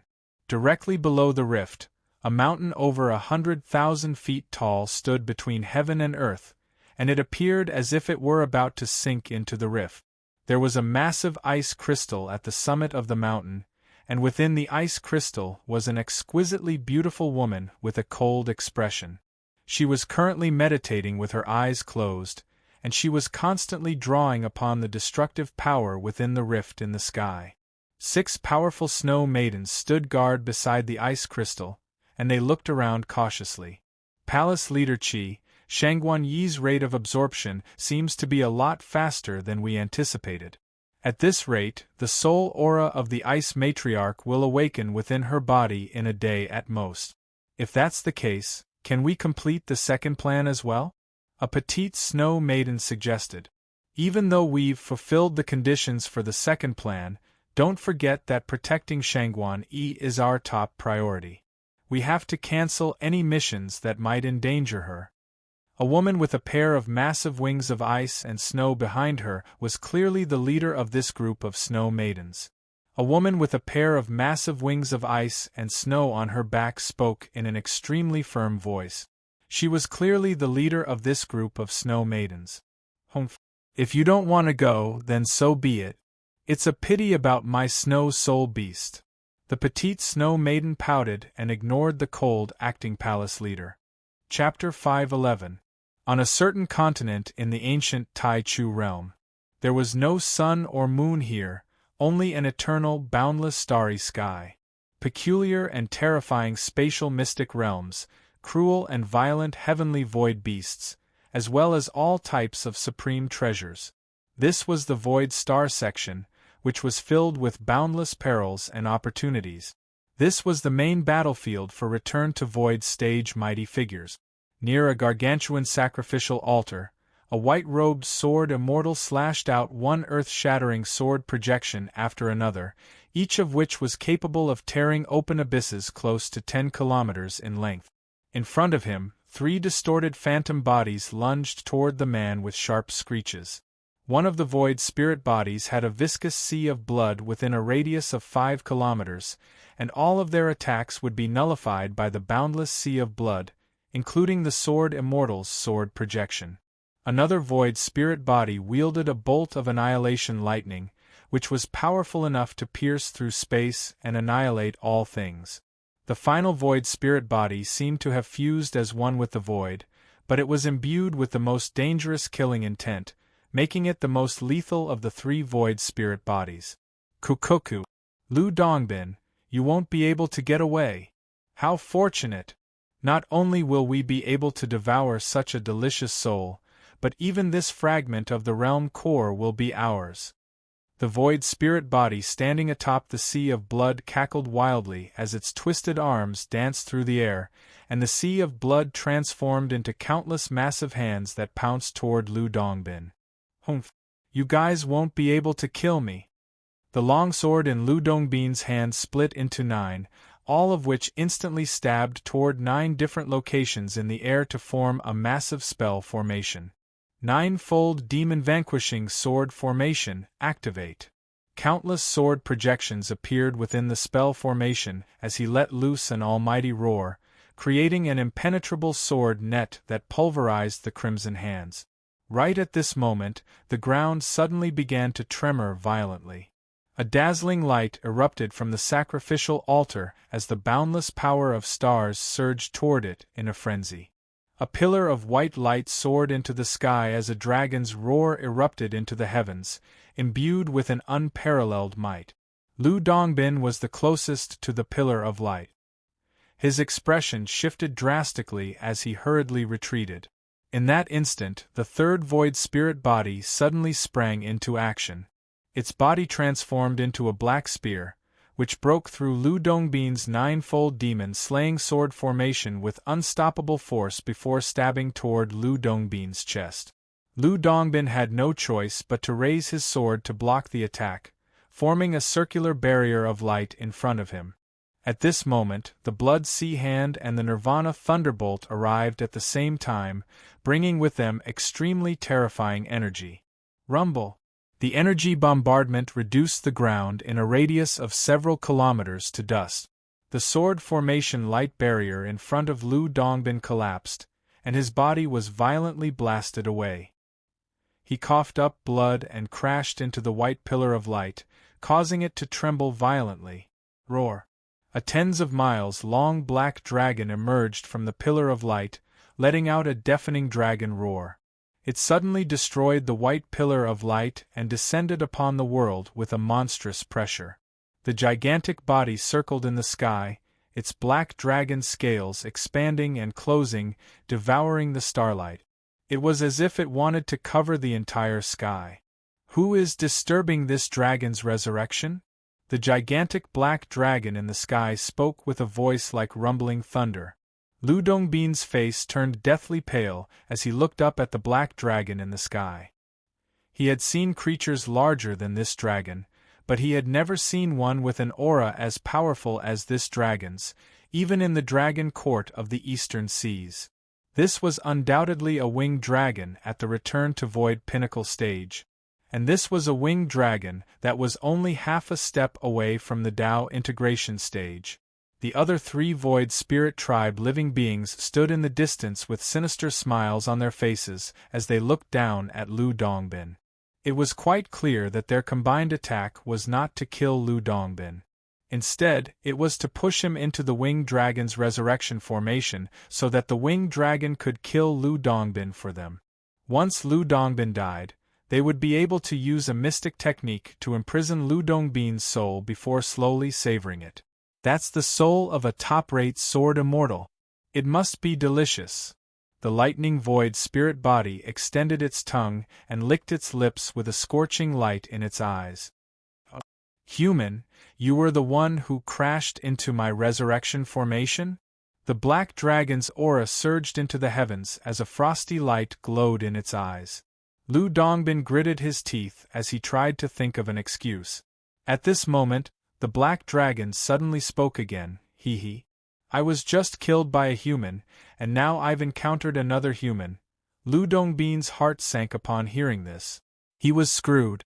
This dragon must have hated the human race to death. Damn it, who was it that killed this dragon? He had angered this dragon, and now he had to be the scapegoat. Lu Dongbin cursed the human that he had never met in his heart 10,000 times. The 3 Void Spirit Tribe mighty figures in the distance were all ecstatic upon hearing this. Kokoku. Enemies really do meet. I'm afraid Lu Dongbin is going to be killed by that black dragon this time. The lightning void spirit body chortled with glee. That's great. Does this count as one of our own killing one of our own? The void spirit body of the Blood Sea was also very pleased with itself. What I'm more interested in is which mighty figure was able to kill such a powerful being. The indistinct void spirit body in the air was quite curious. Right at this moment, the black dragon turned to Lu Dongbin. That's why. I'm quite fond of humans. You seem to have been bullied by those 3 Void Spirit Tribe bastards. Do you want me to take care of them for you? What? The three return to Void Stage Void Spirit Tribe mighty figures' laughter abruptly cut off, and they all faltered upon hearing this. Lu Dongbin was also dumbstruck upon hearing this. This dragon was killed by a human, so it had a favorable impression of the human race and was willing to help the human race? What kind of logic was this? Was this dragon crazy? Was there something wrong with its brain? Lu Dongbin's brain worked very quickly. Who cared if this dragon was crazy or not? As long as it could help him, everything was fine. Tears welled up in Lu Dongbin's eyes as he spoke with grief and indignation. Senior, if it weren't for your timely arrival, I would have been killed by those three Void Spirit Tribe mighty figures. They even tried to destroy your spell formation, and I vowed to protect you with my life. All right. Don't waste time. Just kill them and everything will be fine. The black dragon was clearly not in a good mood, and a sinister smile appeared on its face as it looked at the three return to Void Stage Void Spirit Tribe mighty figures. It's been a long time since I've exercised. You three are just appetizers. Not bad.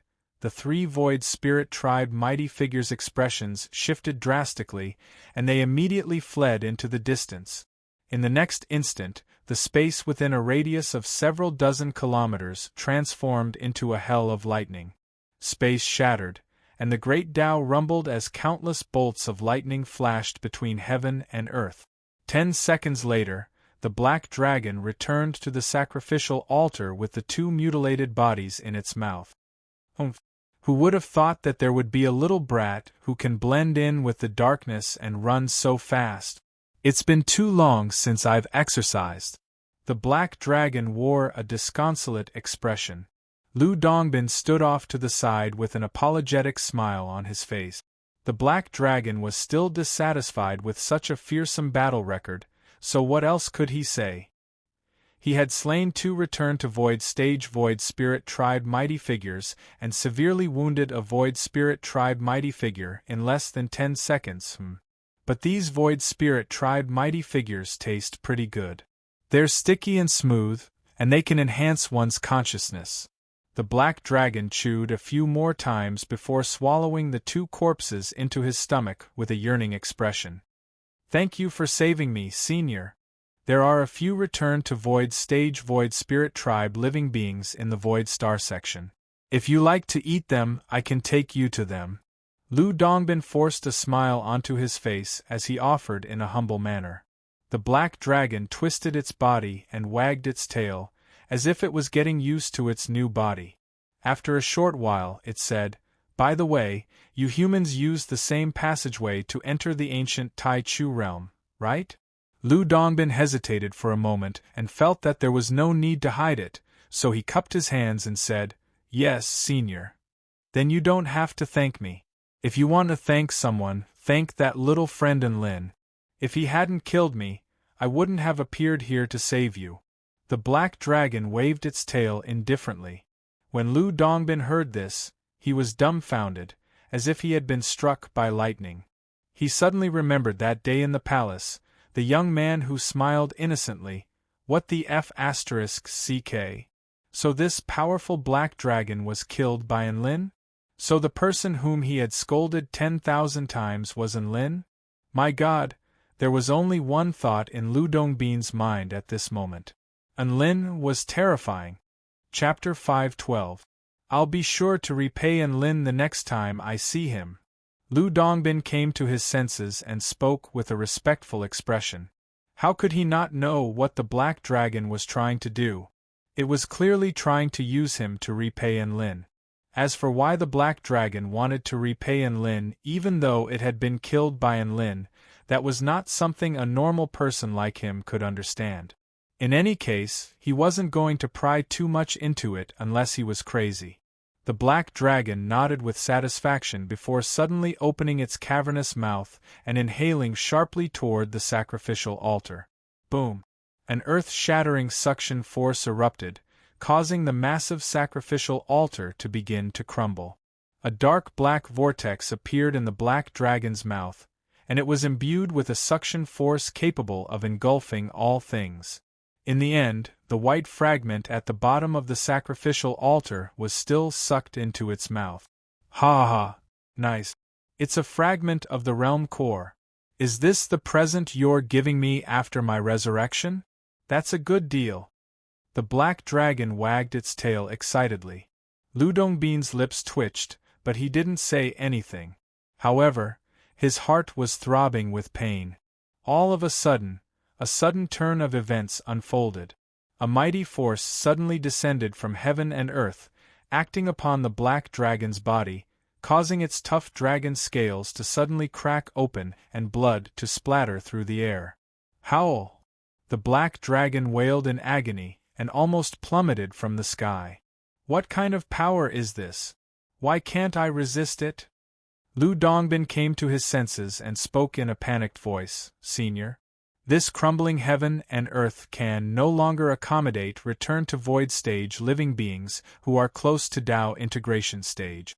Any living beings of this level who enter this realm will suffer backlash from the laws of heaven and earth.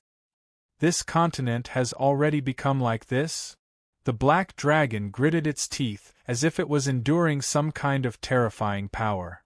Where is your alternate world teleportation badge? Let me sense it. Lu Dongbin handed his teleportation badge to the black dragon without any hesitation. The world you're in gives me a very familiar feeling, as if it's the twin of this world. No, it's more appropriate to describe it as two mirror worlds. I'll leave this place first. It takes a lot of energy to travel between the two worlds with my physical body. If I stay here any longer, I'll probably die again. The black dragon swung its tail and immediately tore through space to escape. Lu Dongbin sighed as he watched the black dragon take away the fragment of the world core with a wave of its tail. Sigh. I've been busy for the past few days in vain again. Ancient God Realm, Snow Abyss Mountain. Hong Do was traversing through a massive cave. His massive rock body was curled up into a ball, and he was trembling uncontrollably. The red flames in front of his chest were extremely dim, as if they were on the verge of being snuffed out. Hang in there. The hanging ice lake is right in front of us. Anlin gritted his teeth and persisted. The ceiling of the cave was covered with barbed icicles that emitted a chilling aura. The entire space was shrouded in blue cold air. There was a bright blue lake about a kilometer away from the cave, and the blue cold air was emanating from it. Even in such a frigid environment, there were no signs of ice forming over the lake. The closer they got to the hanging ice lake, the more terrifying the power of frost became. Xiao Tu said that snow soul beasts live at the bottom of the hanging ice lake. I wonder if that's true. Even if it's true, who's going to go down there and capture them? Lu Chuchu's teeth chattered. Her body was quite weak to begin with, so she was less resistant to the cold. Her petite body was curled up into a ball, and she was unable to keep out the frosty air. I'm a good swimmer, so I can go down there. Ling Ying volunteered. He was the one who was the least affected by the power of frost, and he floated through the air with a calm expression. Anlin nodded. Tina, Lu Chuchu, and I will provide support in case of emergency. Hong Do's flames are quite powerful, so he'll be responsible for illuminating the area and keeping the cold at bay. He turned toward Hong Do as he spoke. Where's Hong Do? Anlin faltered slightly as he discovered that Hong Do had disappeared. Everyone was also startled to discover that Hong Do had been frozen into an ice sculpture a few dozen meters away. Hong Do had his arms wrapped around his chest, and his legs were spread wide open with fear and indignation etched on his face. Everyone, Anlin's lips twitched. Isn't he very bad *SS at using fire? What's going on here? Ling Ying scratched her head with a resigned expression. Hong Do's flames are the flames of life, which means that flames are like life itself. Life is afraid of the cold, so flames are also afraid of the cold. Hence, in order to protect itself, Hong Do has voluntarily withdrawn his power. This was the first time they had heard of flames that were afraid of the cold, In other words, Hong Do is now extremely afraid of the cold, so he's completely useless? And Lin rolled his eyes. An awkward expression appeared on Ling Ying's face. Let's ignore him and exclude him from the distribution of treasures. Everyone nodded upon hearing this. No sh*t. Thus, everyone arrived at the edge of the hanging ice lake. The bone-chilling frost continued to spread through the surroundings, and they had no choice but to unleash spell techniques to defend themselves.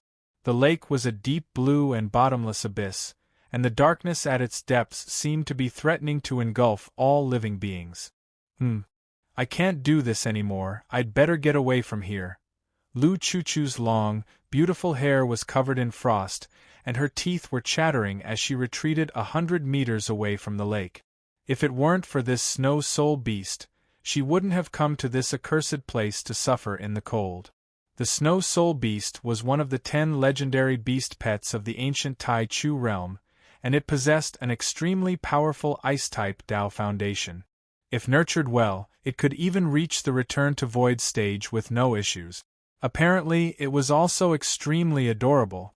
Just from its appearance alone, it was able to enchant countless female cultivators and become the #1 beast pet that all female cultivators yearned for. However, its population was extremely small, and it only appeared in the ancient Tai Chu realm, so there were very few people who owned it. Even on the entire Tai Chu continent, there were less than 10 people who owned a snow soul beast. Lu Chuchu was ecstatic when she heard about the whereabouts of the snow soul beast from Xiao Tu, and she immediately vowed to capture a snow soul beast and take it back with her. They really did find the hanging ice lake. Now, all that was left was to see if there were any snow soul beasts in the lake. I'll be back soon, you guys wait outside. A layer of white liquid enshrouded Ling Ying's body before she began to dive into the lake. And Lin squatted down and touched the surface of the suspended ice lake with his hand. The clear blue water was like blades of ice that cut into his skin relentlessly. The frosty aura was extremely destructive, and it soon left countless tiny wounds on his skin.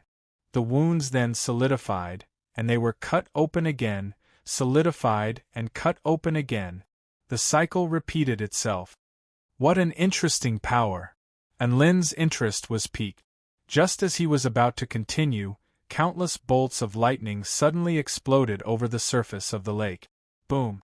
A pillar of lightning soared into the sky, immediately following which Ling Ying's body appeared above the lake. Huh? So fast? And Lin faltered upon seeing this. Run! There are too many snow soul beasts in there. Ling Ying yelled as she began to flee toward the exit of the cave. Too many snow soul beasts? And Lin and Lu Chuchu's eyes lit up in unison. Run my *s. They were worried that there wouldn't be enough snow soul beasts to go around, so it was a good thing that there were more of them now. Ling Ying hurriedly waved her feelers to hurry the two of them away.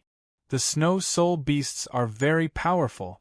I only managed to escape after using a life-saving talisman. Her voice had only just fallen when countless splashes erupted over the surface of the lake as a series of figures began to appear. The snow soul beasts had appeared. Chapter 5:13. The snow soul beasts were extremely adorable, and Lin and Lu Chuchu couldn't help but take a few more glances at them. They were around the size of small watermelons, and their bodies were covered in fluffy white fur, giving them a very warm and fuzzy feeling. It had a pair of big and round black eyes that rippled with light blue ripples. It had a pink nose and white teeth that looked like little canines.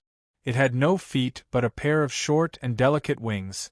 An intoxicated expression appeared on Lu Chuchu's face.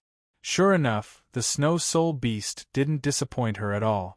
She was about to melt from the cuteness of this snow soul beast. And Lin also swallowed involuntarily. He wanted one of these adorable beast pets as well. No, he wanted 2 of them. He had to give one to Xiaolan. No. He had to take all of them. There were a total of 12 snow soul beasts here. What are you waiting for? Hurry up and run. Ling Ying yelled in a panicked voice at the sight of Lin and Lu Chuchu's dumbfounded expressions. Lin chuckled coldly. Run! A scorching light appeared in Lu Chuchu's eyes. No way! Ling Ying! Ha ha ha! That's right, you want to run? That doesn't exist. A crisp and tender voice rang out. And Lin raised his head to discover that it was the largest of the 12 snow soul beasts that had spoken. You can speak the Tai Chu language? Lu Chuchu was astonished. The snow soul beast revealed its sharp canine teeth with a smug smile. Of course. Countless powerful beings have died by my hands. Not a single one of them survived. All of them had their souls searched by me, and their knowledge was as vast as the ocean. And Lin's lips twitched. Why do you have to spout so many idioms in one go? What an audacious B*****. Do you think I, Shuizhantian, need you to judge me? The snow soul beast roared with rage. And Lin, Shuizhantian then waved his wings at the snow soul beasts behind him. Charge, little ones. Let's show these stupid humans how terrifying we are. The 11 snow soul beasts behind him let loose piercing cries as dazzling blue light erupted from their bodies. Extremely fearsome glacial power instantly proliferated for several hundred meters. In that instant, Lin felt that everything around him began to slow down. He was shocked, and he immediately activated the divine flame in his body. However, before he could completely activate the divine flame, a black shadow rushed toward him. This was Shuizhantian, who was the fattest and roundest among them. His body was enshrouded in a blue light, and he crashed toward Lin's chest like a shooting star. Lin wanted to block it, but he found that his speed had been slowed down by the power of extreme cold, and he was unable to defend himself. Rumble! A huge force came crashing down like an avalanche. Lin spat out a mouthful of blood, and his body flew backward. Giant Lin. Tina's expression shifted as she slashed her heart lotus ice sword toward Shuizhantian with a dazzling white light. Insignificant skill. Shuizhantian harumphed coldly as he abruptly flapped his little white wings, and his ball-shaped body evaded Tina's sword projection in an agile manner.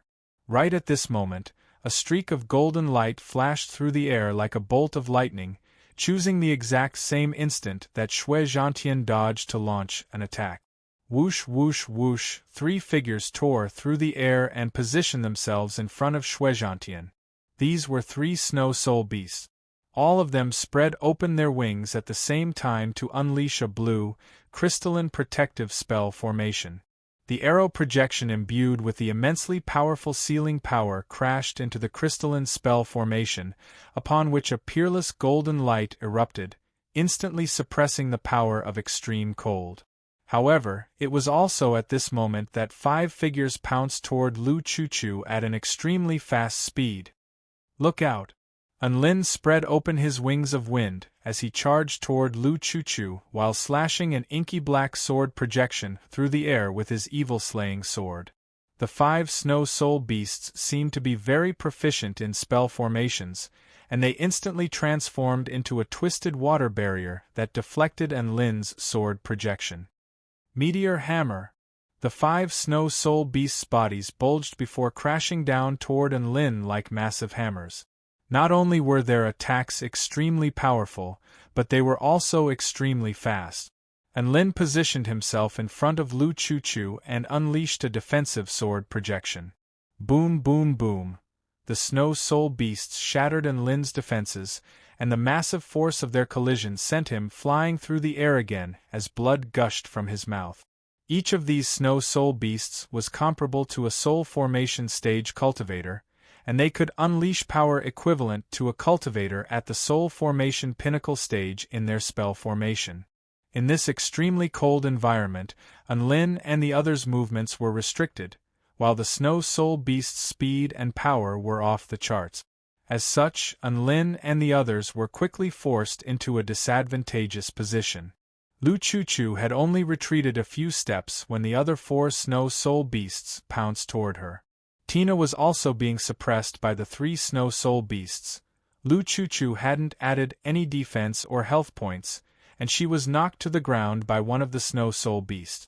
Her petite body curled up into a ball, and she felt as if her bones were about to fall apart. One of the snow soul beasts was Shuizhantian, and it pounced toward Lu Chuchu as a cold light flashed through its large, round eyes. "Watch me crush you all!" Shuizhantian's body hurtled toward Lu Chuchu like a cannonball, and his body tore through the air with the sound of howling wind and rumbling thunder. If this attack were to land, Lu Chuchu would be severely wounded even if she didn't die. Sealing technique, Holy White Lightning Snake, a loud roar sounded. The one who had unleashed this attack was none other than Ling Ying, and over 1,000 bolts of lightning that resembled white snakes suddenly erupted from her tentacles before hurtling toward the 12 snow soul beasts. The white snakes of lightning were extremely fast, and the snow beasts were unable to evade in time as they were all struck by the white snakes of lightning. Ling Ying's attack wasn't very powerful, but it was capable of instantly paralyzing the snow beasts. "Run! I can only unleash this spell technique once, and you won't have another chance if you don't run!" Ling Ying yelled at Enlin, Lu Chuchu, and Tina. "Run! Why would you run? How could you bear to leave such adorable beast pets behind?" Enlin slowly stood up, and the 4 divine flames formed a suit of armor around his body. The scorching temperatures emanating from his body made the air around him warp, and the earth below also turned a fiery red. He swallowed a scorching sun pill, and his aura instantly soared to the soul formation pinnacle stage. The flames around him became more and more fearsome, and it was as if they were going to incinerate the entire heavens. A delicate yet determined voice also sounded. "That's right. There are still so many adorable snow soul beasts waiting for me to conquer them. How could I bear to run away under these circumstances?" Lu Chuchu held a golden pill between her slender fingers, and she opened her cherry lips before swallowing it. Boom! The medicinal power of the scorching sun pill exploded forth, and her aura became extremely vast and terrifying. The 4 snow soul beasts before her faltered momentarily in the face of her powerful aura. Ling Ying stared at Lu Chuchu and Enlin with a dumbstruck expression. "It's over, they've both gone insane." Never would she have thought that Enlin and Lu Chuchu would be willing to swallow a 5th-grade immortal pill, the scorching sun pill, in a place like this. This pill would undoubtedly make the 2 of them even more powerful in a short time, and they might even be able to rival the snow soul beasts. However, was it really worth it to give up a trump card in exchange for a chance to conquer the snow soul beasts? Chapter 5:14. No one answered Ling Ying's question. Enlin and Lu Chuchu's goal was very clear. They had to capture the snow soul beasts. The 5 snow soul beasts pounced toward Enlin, only to be forced back by the tornado of divine flames that Enlin had suddenly unleashed. His every movement was imbued with the power of a mighty figure at the soul formation pinnacle stage, and a full-force attack was infinitesimally close to a return to void stage mighty figure. Sea of divine flames! He stepped forward, and his great holy flame, heavenly void flame, demonic star flame, and setting moon flame appeared at once. Boundless flames instantly engulfed the entire cave, melting the ice and snow, transforming the entire cave into a crimson cavern of lava. The 12 snow soul beasts howled with anguish as if they had been struck by the terrifying flames. They quickly gathered together to form a mysterious spell formation, which materialized an icy blue crystal ball in the air, which exuded the power of extreme frost in order to keep the flames at bay. "You're only a spent force. Let's see how long you can keep up your arrogance." Shuizhantian began to ramble again. "Humph!" Lu Chuchu harumphed coldly as she drew her bow to its fullest extent. The projection of a Kuan Ping appeared behind her, and its boundlessly majestic figure and majestic aura instantly caused the fur on the 12 snow soul beasts to stand on end. A golden arrow began to materialize on the bowstring, which was imbued with a peerlessly sharp aura. Divine technique. Peerless formation piercing arrow. Whoosh! The golden arrow tore through the sea of flames before piercing into the spell formation formed by the 12 snow soul beasts. The arrow collided with the spell formation, and the space around it twisted and warped as devastating shock waves swept forth, annihilating everything in the surrounding area. Following a burst of sharp screeches, the crystalline ball cracked like an eggshell, and more cracks appeared on its surface before it crumbled to the ground. The 4 divine flames instantly enveloped all of the snow soul beasts, and their anguished cries rang out once again. Unlin's heart softened at the sight of the snow soul beast's pristine fur being charred black, and he began to reduce the intensity of his flames. At this moment, Lu Chuchu had already drawn her bow for the second time, and a golden arrow materialized on the surface of the arrow. There were also peculiar veined patterns that shimmered on the surface of the arrow as a powerful sealing power proliferated outward. Divine Technique. Divine Buddha Evil Vanquishing Arrow. The golden arrow pierced through the air toward the 12 snow soul beasts. The flying arrows divided into 10, 10 into 100, and 100 into 1,000. Finally, the countless golden arrows formed a huge golden suppressive diagram in the air. The 12 snow beasts felt as if their bodies were being restrained by a strange power. Not only that, but their chi meridians were also being sealed. This is a sealing spell? Shui Zhantian's eyes widened with incredulity. Seeing this, Unlin withdrew his sea of divine flames. If he continued to use the sea of divine flames now, the snow soul beast would be cooked. Within the golden light suppression diagram, golden characters landed on the bodies of the snow beasts. They were like indestructible shackles, completely binding them. That's right, the Divine Buddha Evil Vanquishing Arrow is a sealing suppression technique. During this hour, all of you will lose all of your powers, and you won't be able to use your vital energy, Lu Chuchu said with a calm expression. Plop! The snow soul beasts in the air crashed to the ground like dumplings into water before rolling on the ground. Lu Chuchu's expression was no longer as solemn as before as her eyes lit up at the sight of these round, white snow soul beasts. Wow! This one's mine. She pounced toward Shui Zhantian and gave him a tight hug. She rubbed her delicate face against the furry ball, and it felt extremely good. Unlin also pounced toward Shui Zhantian for no other reason than that he was the most adorable among the snow soul beasts. His fur was the most glossy, and his eyes were the largest and roundest. He rubbed his round body with one hand while rubbing his small and intricate wings with the other. Oh! Even though they're snow soul beasts, why are they so warm to the touch? They can be used as a pillow. Unlin exclaimed as he rubbed Shui Zhantian's lifeless body. Shut up! This snow soul beast is mine. Lu Chuchu glared at Unlin. What gives you the right to say that it's yours? It doesn't even have your mark on it. Unlin retorted. It's mine anyway. Lu Chuchu retorted. It's mine. Unlin also wanted it. The two of them then began to tear at each other. Wait, no, they were tearing at Shui Zhantian. Poor Shui Zhantian. He was clearly a round ball, but he was being pulled into an oval shape. All of you, stop before you go too far. I, Shui Zhantian, will never submit to anyone. I won't accept you humans as my master even if I die. Just give up on this stupid idea. Shui Zhantian's eyes were glowing, and he bared his little canine teeth in a menacing yet adorable grin. A bunch of snow soul beasts ran over to rescue their boss, only to be kicked aside by Unlin and Lu Chuchu like a rubber ball. It was quite clear that all of their attention was focused on Shui Zhantian. Ah, that's true, we can only establish a contract with beast pets if both parties agree to it. Why don't we let Shui Zhantian choose for himself? Lu Chuchu suggested. Unlin paused momentarily before nodding in agreement to Lu Chuchu's suggestion. Tina and Lingying didn't say anything as they looked on at the two of them. Lingying was completely uninterested in the snow soul beast. She had a different sense of beauty. She preferred creatures with many long and slender tentacles, such as the octopus princess of the West Sea.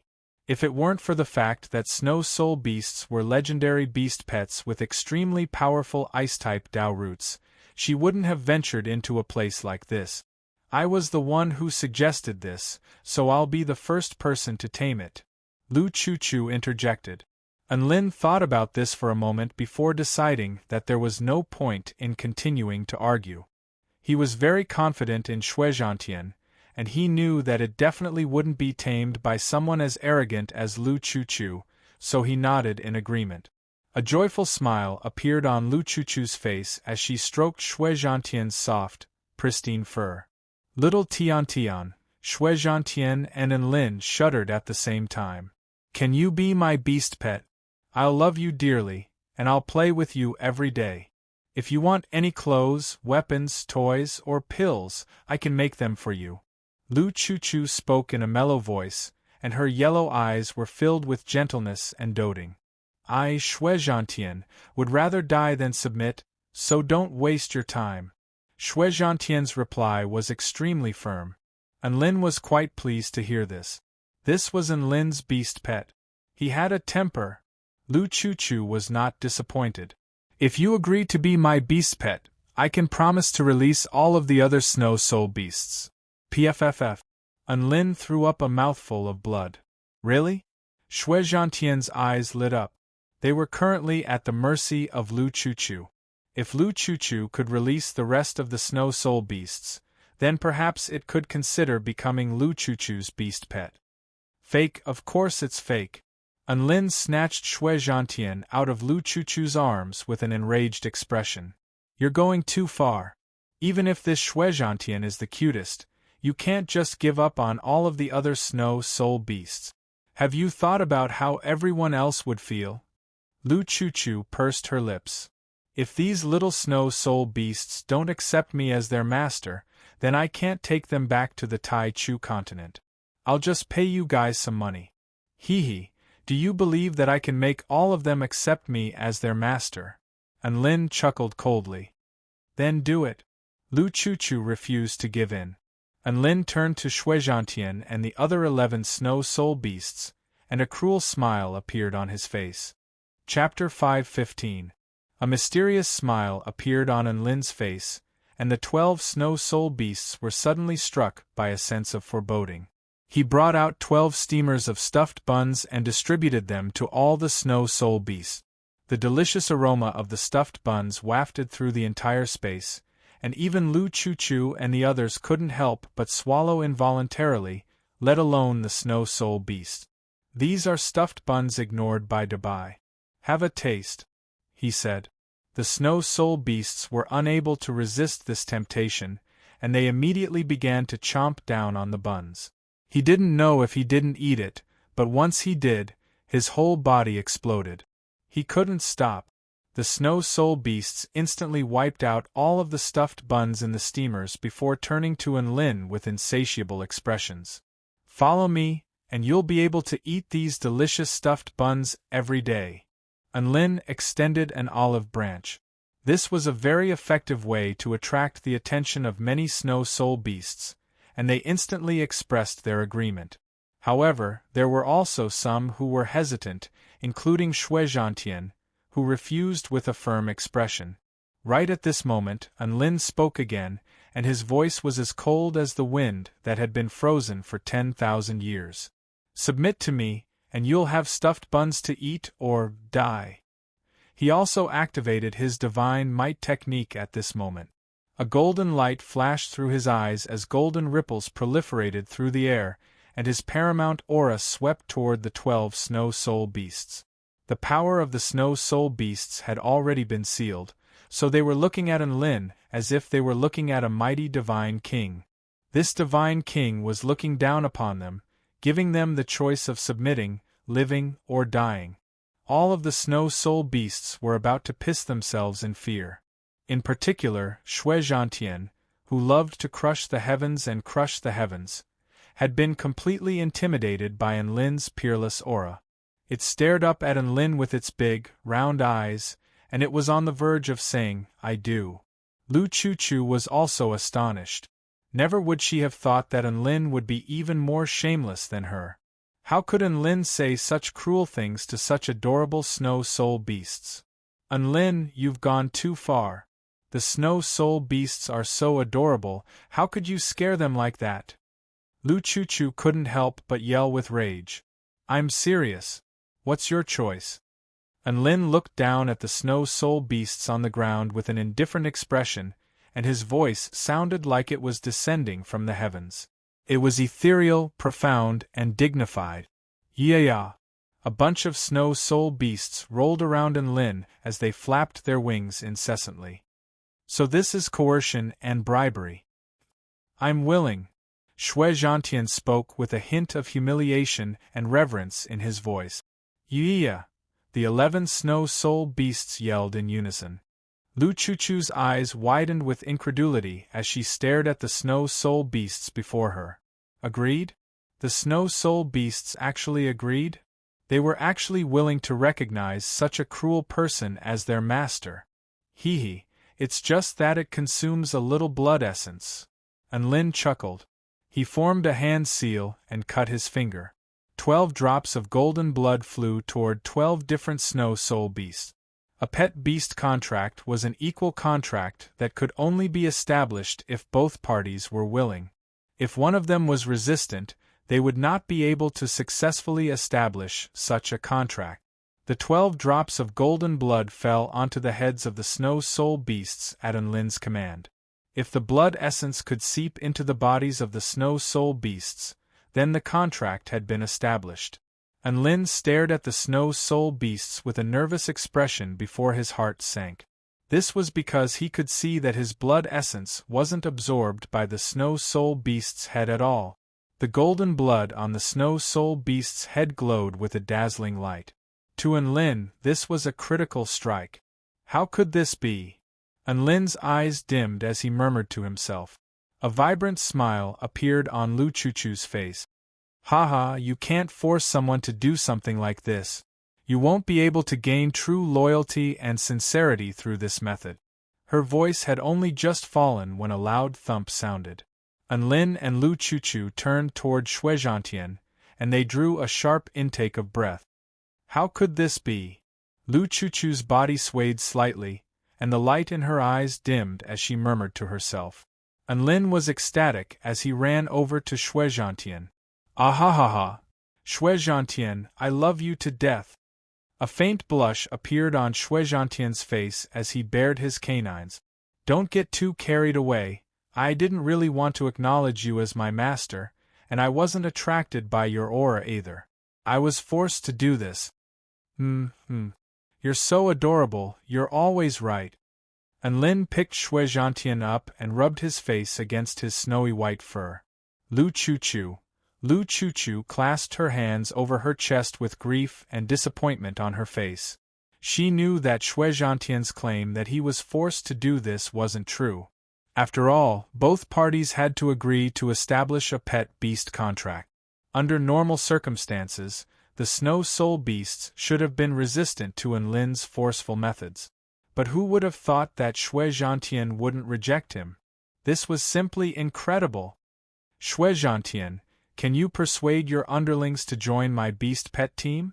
Lin asked excitedly as he held Shui Zhantian in his arms. Shui Zhantian flapped his wings before replying, Don't waste your energy. Snow soul beasts like us mature very late due to our extremely powerful ice-type Dao roots and the nourishment provided by the hanging ice lake. As such, we won't be able to sign beast pet contracts with you before we reach a high level of intelligence. Oh! Lin came to a sudden realization. No wonder his 11 drops of blood essence had failed. So this was the reason. Lu Chuchu's body swayed unsteadily upon hearing this. So this was the reason why Lin had failed, not because of the snow soul beast's resistance. Lin turned to Lu Chuchu with an apologetic expression. I'm sorry. I didn't think things would turn out like this. The corners of Lu Chuchu's lips twitched as a blank expression appeared on her face. She was unable to describe what she was feeling at that moment. The beast pet she wanted the most was Shui Zhantian. Now that Shui Zhantian was gone, she could accept any other snow soul beast. But now she found out that she was unable to establish beast pet contracts with the other snow soul beasts. She still didn't know how to grieve over the fact that all her efforts were in vain. Is there really no way? Is there any way I can help them improve their intelligence? I really want to carry one home. Lu Chu pouted as she looked down at the snow soul beasts on the ground with a pitiable expression. Shui Zhantian chuckled coldly. Heh, woman, seeing as you've just offered to spare the rest of the snow soul beasts, I'll be merciful enough to tell you a way to turn the tide. Lu Chu's eyes lit up, and she asked in a panicked voice, What is it? Shui Zhantian pointed to one of the snow soul beasts with his wing. This is my little brother, Shui Patian, and he's at the true power final stage. He's on the brink of a breakthrough, and if you can help him progress to the pinnacle of the true power final stage, his intelligence will definitely mature, and you can try to make him accept you as his master. Progress. Lu Chu's brows furrowed as she thought to herself for a moment before bringing out 3 immortal fruits imbued with the power of frost. These are 8th grade immortal fruits that I obtained after killing 2 snow maidens, snow essence wolf fruit. If you agree to become my beast pet, I'll give them to you. How does that sound? Unlin swallowed upon hearing this. She had even killed 2 soul formation stage snow maidens. Just how many people had she killed in the ancient Tai Chu realm? Shui Patian stared at the 8th grade immortal fruits with an expression of yearning as he rolled around on the ground while flapping his wings. I'll take that as a yes. Lu Chu handed a snow essence wolf fruit to Shui Patian. Shui Patian opened his mouth and began to munch on the fruit. After finishing the fruit, he stared at Lu Chu with his big, round eyes, which were shimmering with a faint blue light. Good boy. Lu Chu stroked Shui Patian's hand as she handed him the second snow essence wolf fruit.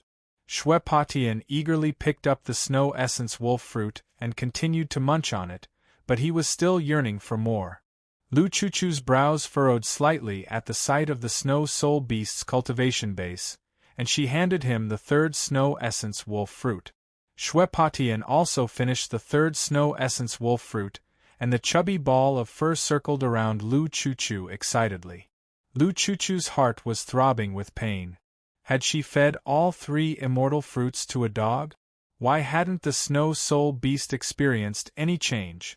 Unlin coughed lightly upon seeing Lu Chu's expression. Ahem.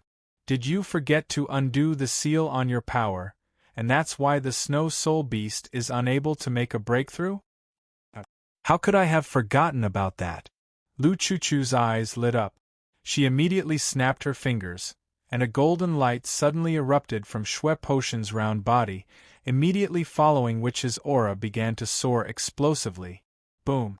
Shui Patian seemed to have broken through some kind of shackle, and a frosty aura began to emanate from his body. My little brother has already reached the pinnacle of the final stage. Shui Zhantian's eyes lit up slightly. Lu Chu made a series of hand seals before slicing open a gash on Shui Patian's arm. Blood essence flew toward Shui Patian as she spoke in a gentle voice. Shui Patian, come with me. I'll take you on a killing spree so you can eat more fruits. How domineering! Shui Zhantian praised. Unlin nodded. This was the Lu Chu he knew. Shui Patian had clearly been won over by the immortal fruit, and he excitedly absorbed Lu Chu's blood essence. Lu Chu hugged Shui Patian with an elated expression. You're so adorable. I'm going to make you even cuter than Shui Zhantian. Let's start with your name. I'm going to change your name from Shui Patian to Shui Mengmeng from now on. Yeah. Shui Mengmeng shook his head from side to side, as if he was very pleased with his new name. Unlin, Shui Zhantian was enraged. How dare you? How dare you disrespect your elders? How dare you abandon the name I gave you? And you're so happy. I feel like I've raised a fake little brother. Chapter 5:16. Lu Chu pursed her lips and ignored Shui Zhantian's enraged words. Instead, she turned to the other 10 snow soul beasts with a forlorn expression. Are we going to leave these snow soul beasts behind? They're very adorable, so it's a pity to leave them here. Unlin shrugged. I can't sign beast pet contracts with them, so I can't bring them back to the Tai Chu continent. Sigh. Lu Chu looked at the snow soul beasts with a hint of longing in her eyes before squatting down. You have to grow up and cultivate hard. Big Sister will come to find you in 500 years, and then I'll take you on a trip to a new world. You have to wait for me to come back, alright? And Lin looked at Lu Chu with a speechless expression. 500 years? How could she think about something so far in the future? All of the snow soul beasts chirped incessantly around Lu Chu, and Shui Mengmeng also chirped with reluctance on its face, as if it were bidding farewell to Lu Chu. Only Shui Zhantian's style was different. He immediately recited a poem, a bosom friend in the sea, a neighbor in the distance. After successfully harvesting the beast pet, Lu Chu removed the restrictions on the other snow soul beasts and bade farewell to them. After a short while, Lin and the others decided to leave the hanging ice lake. After all, that place was simply too cold, and no one with a special constitution would be able to withstand it. Hong Do was carried out of the cave by Ling Ying's tentacles. Lin used his divine flame to defrost Hong Do with a resigned expression. Due to the fact that Hong Do had left the glacial realm, his flame of life began to dissipate, and he regained consciousness. He looked at Lin and Lu Chu, as well as the adorable round snow soul beast flying beside them with a confused expression. Did I miss something? It asked curiously.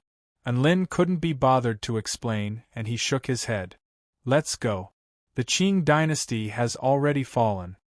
Thus, everyone began their search for realm essence crystals again. Next, we'll go to the main peak of the Heavenly Snow Abyss Mountain. That's the place closest to the Heavenly Abyss, and there's a very high chance that realm essence crystals will appear there. Lin pulled out a small map and marked out a few important locations before speaking. The Heavenly Snow Abyss Snow Mountain was not very far from where they were, only about 1,000 miles away. Therefore, from where they were, they could vaguely see the shocking crack in the sky. The closer he got, the more he could feel the darkness and depth of the crack. It was impossible to tell what was inside the crack. It was like a giant mouth that could devour everything, emitting the aura of chaos and destruction. After flying for a while, Lu Chu chose the summit of a mountain and used her eye technique to survey the surroundings of the main peak of the Heavenly Snow Abyss Mountain. She was the best scout in Lin's team. She could investigate the surrounding environment to the greatest extent, discover the enemy's tracks in advance, and seize the opportunity to defeat the enemy. Lu Chu stood at the summit of a tall mountain, and after casting her gaze into the distance, her eyes quickly converged on the summit of the main mountain with an extremely surprised expression on her face. There was a hint of mockery in her voice. Oh, there's a battle on the summit. It's a battle between ghosts. Lin blinked in confusion. What do you mean by a battle between ghosts? There are 4 lizard dragons battling 6 snow maidens near the summit. TSK. These lizard dragons are so powerful, the snow maidens are no match for them at all. Lu Chu's expression was one of schadenfreude. Lin came to a sudden realization. The lizard dragons were part of the dragon tribe of the western heavenly dragon forest, and they were also enemies of the celestial court.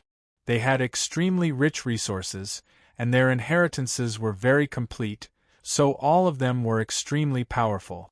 All of them were able to take on many enemies at the same cultivation base. In that case, after the lizard dragons kill those 6 snow maidens, we'll be able to reap the spoils of war. 10 storage rings. Lu Chu's eyes were already glowing with excitement as she spoke. Lin knew that Lu Chu's occupational disease was acting up again. However, he didn't say anything this time. He didn't have a good impression of the snow maidens to begin with, and he didn't feel anything other than curiosity after learning about the battle between the 2 opposing powers. Even his friend Shangguan Yi had been captured by the snow maidens, so how could he have any other feelings toward the snow maidens who were about to be killed by the western heavenly dragon? Wait. Shangguan Yi? And Lin's expression faltered as a thought suddenly occurred to him. If the ancient divine division could allow snow maidens of the soul formation stage to enter, then could Shangguan Yi, who was a soul formation final stage powerful being, have also entered this place? Meanwhile, on the main peak of the heavenly snow abyss mountain, an inky black dragon over 100 feet in length with gale-force winds revolving around its body tore through the ice crystal defenses of one of the snow maidens with terrifying might before mercilessly tearing her body apart. Ha ha ha ha! I'll gladly accept the energy essence of this snow maiden. A cruel smile appeared on the black dragon's face as it swallowed the snow maiden that had been slain. I swear I'm going to kill you! Palace Leader Chi flapped her wings of ice and snow as she abruptly pounced toward the black dragon. She made a hand seal toward the black dragon, upon which the blue ancient seal expanded in size before instantly vanquishing the gale force winds around the black dragon's body before crashing into his body. Boom! The black dragon's body caved in upon being struck by the ancient seal, and it flew back with blood gushing from its mouth. Right at this moment, another snow maiden let loose a sharp cry. In that instant, a white dragon wielding a pair of golden swords had already sliced a snow maiden in half. Palace Leader, we have to run. If this continues, we're all going to die here. A petite snow maiden pleaded with Palace Leader Chi with a pleading expression on her face. She had no intention of sacrificing herself here. A fear of death engulfed her entire body, and she didn't have much battle intent left in her. Palace Leader Chi's expression remained unchanged upon hearing this. Lu Wei, don't forget our mission. We can't abandon Shangguan Yi. Even if we die, we have to die before Shangguan Yi. Lu Wei pursed her lips with an expression of indignation and remorse on her face. At this moment, the lightning dragon enshrouded in blue lightning roared as it pounced toward her at an extremely fast speed. Without Palace Leader Chi's protection, even escaping would be an extravagant hope for her. All that awaited her was death. There was no way out. Lu Wei let loose an enraged roar as she slashed toward the lightning dragon with all her might, only to be knocked flying by the boundless lightning in front of her. Not only was the blue lightning extremely powerful, but it also had the effect of sealing off one's meridians and sea of vital energy, as well as paralyzing one's entire body. She had been wounded by the lightning, and an expression of despair appeared on her face as she looked at the lightning lizard dragon pouncing toward her again. A forlorn smile appeared on her face as she lamented in her heart. In the end, she was just another person's sacrificial offering. However, right at this moment, a figure suddenly appeared before her with golden lightning revolving around his black longsword. The lightning lizard dragon let loose an enraged roar. You dare to interfere, human? F***ck off. Otherwise, I'll blast you to death. As it spoke, the lightning around its body roared as it pounced toward the white-robed man. The fearsome lightning was imbued with an earth-shattering boom as it lit up the entire sky. A faint smile appeared on the white-robed man's face. Blast me to death? That's the funniest joke I've heard this year. You still don't know what real lightning is. The man slashed his black longsword through the air toward the lightning lizard dragon, and a golden lightning sword projection imbued with the power to annihilate the void pierced through space. When the sword projection came into contact with the oncoming lightning, the lightning suddenly changed directions as if it had a mind of its own, and it coordinated with the lightning sword projection as it pounced toward the lizard dragon. No. How is this possible? The lightning lizard dragon's eyes widened as an expression of shock and disbelief appeared on its face. In the next instant, the golden lightning sliced its bulky body in half, leaving a dazzling trail of golden lightning in its wake as blood splattered through the air. Lu Wei stared blankly at the scene unfolding before her. That man's powerful and confident figure was deeply engraved into her mind. Is that a human? I was saved by a human? Lu Wei felt like she was dreaming. Chapter 5:17. It was no wonder that Lu Wei would think this way. After all, the Snow Maidens and the humans were enemies. Although it wasn't the kind of vendetta where one side had to wipe out the other, the relationship between the two tribes had never been good. Following the events of the 10,000 Spirits Immortal sect and the Vermilion Bird sect, the conflict between the two tribes had become more and more intense, and it was common for them to fight on sight. It was no wonder that she was dumbstruck that an extremely powerful human had suddenly appeared to save her at a time like this. "Thank you." Lu Wei was momentarily dazed before replying. The man turned sideways and glanced at Lu Wei. His pitch-black and bright eyes were so indifferent that there was not a trace of emotion. He turned toward the massive ice crystal at the center of the mountain, and his expression finally shifted. "It really is you, Sister Shangguan Yi." The man was none other than Enlin, and there was a hint of nostalgia and joy on his face as he looked at the woman meditating within the ice crystal. The woman's eyes were tightly shut, and a blue dress was draped over her snowy skin. Her long black hair had already transformed into the long silver hair of the Snow Maidens, and a black symbol flashed lightly between her brows as she continued to absorb some kind of power from the crack in the ice crystal. "Sister Shangguan Yi, it's me, Enlin," Enlin called from outside. Shangguan Yi's eyelashes trembled slightly, but she didn't open her eyes. "Enlin? He's Enlin?" Lu Wei stared at the man standing not far away with an astonished expression on her face. Enlin's feats had already spread throughout the entire holy glacial lands, and he was a man who had become a legend. Many powerful snow maidens believed that he was the main reason why they had failed to obtain the holy flame at the Vermilion Bird sect. Enlin's sudden appearance had alerted both the snow maidens and the lizard dragons. "Enlin?" Palace leader Qi stared at the man standing beside the massive ice crystal with shock and bewilderment on her face.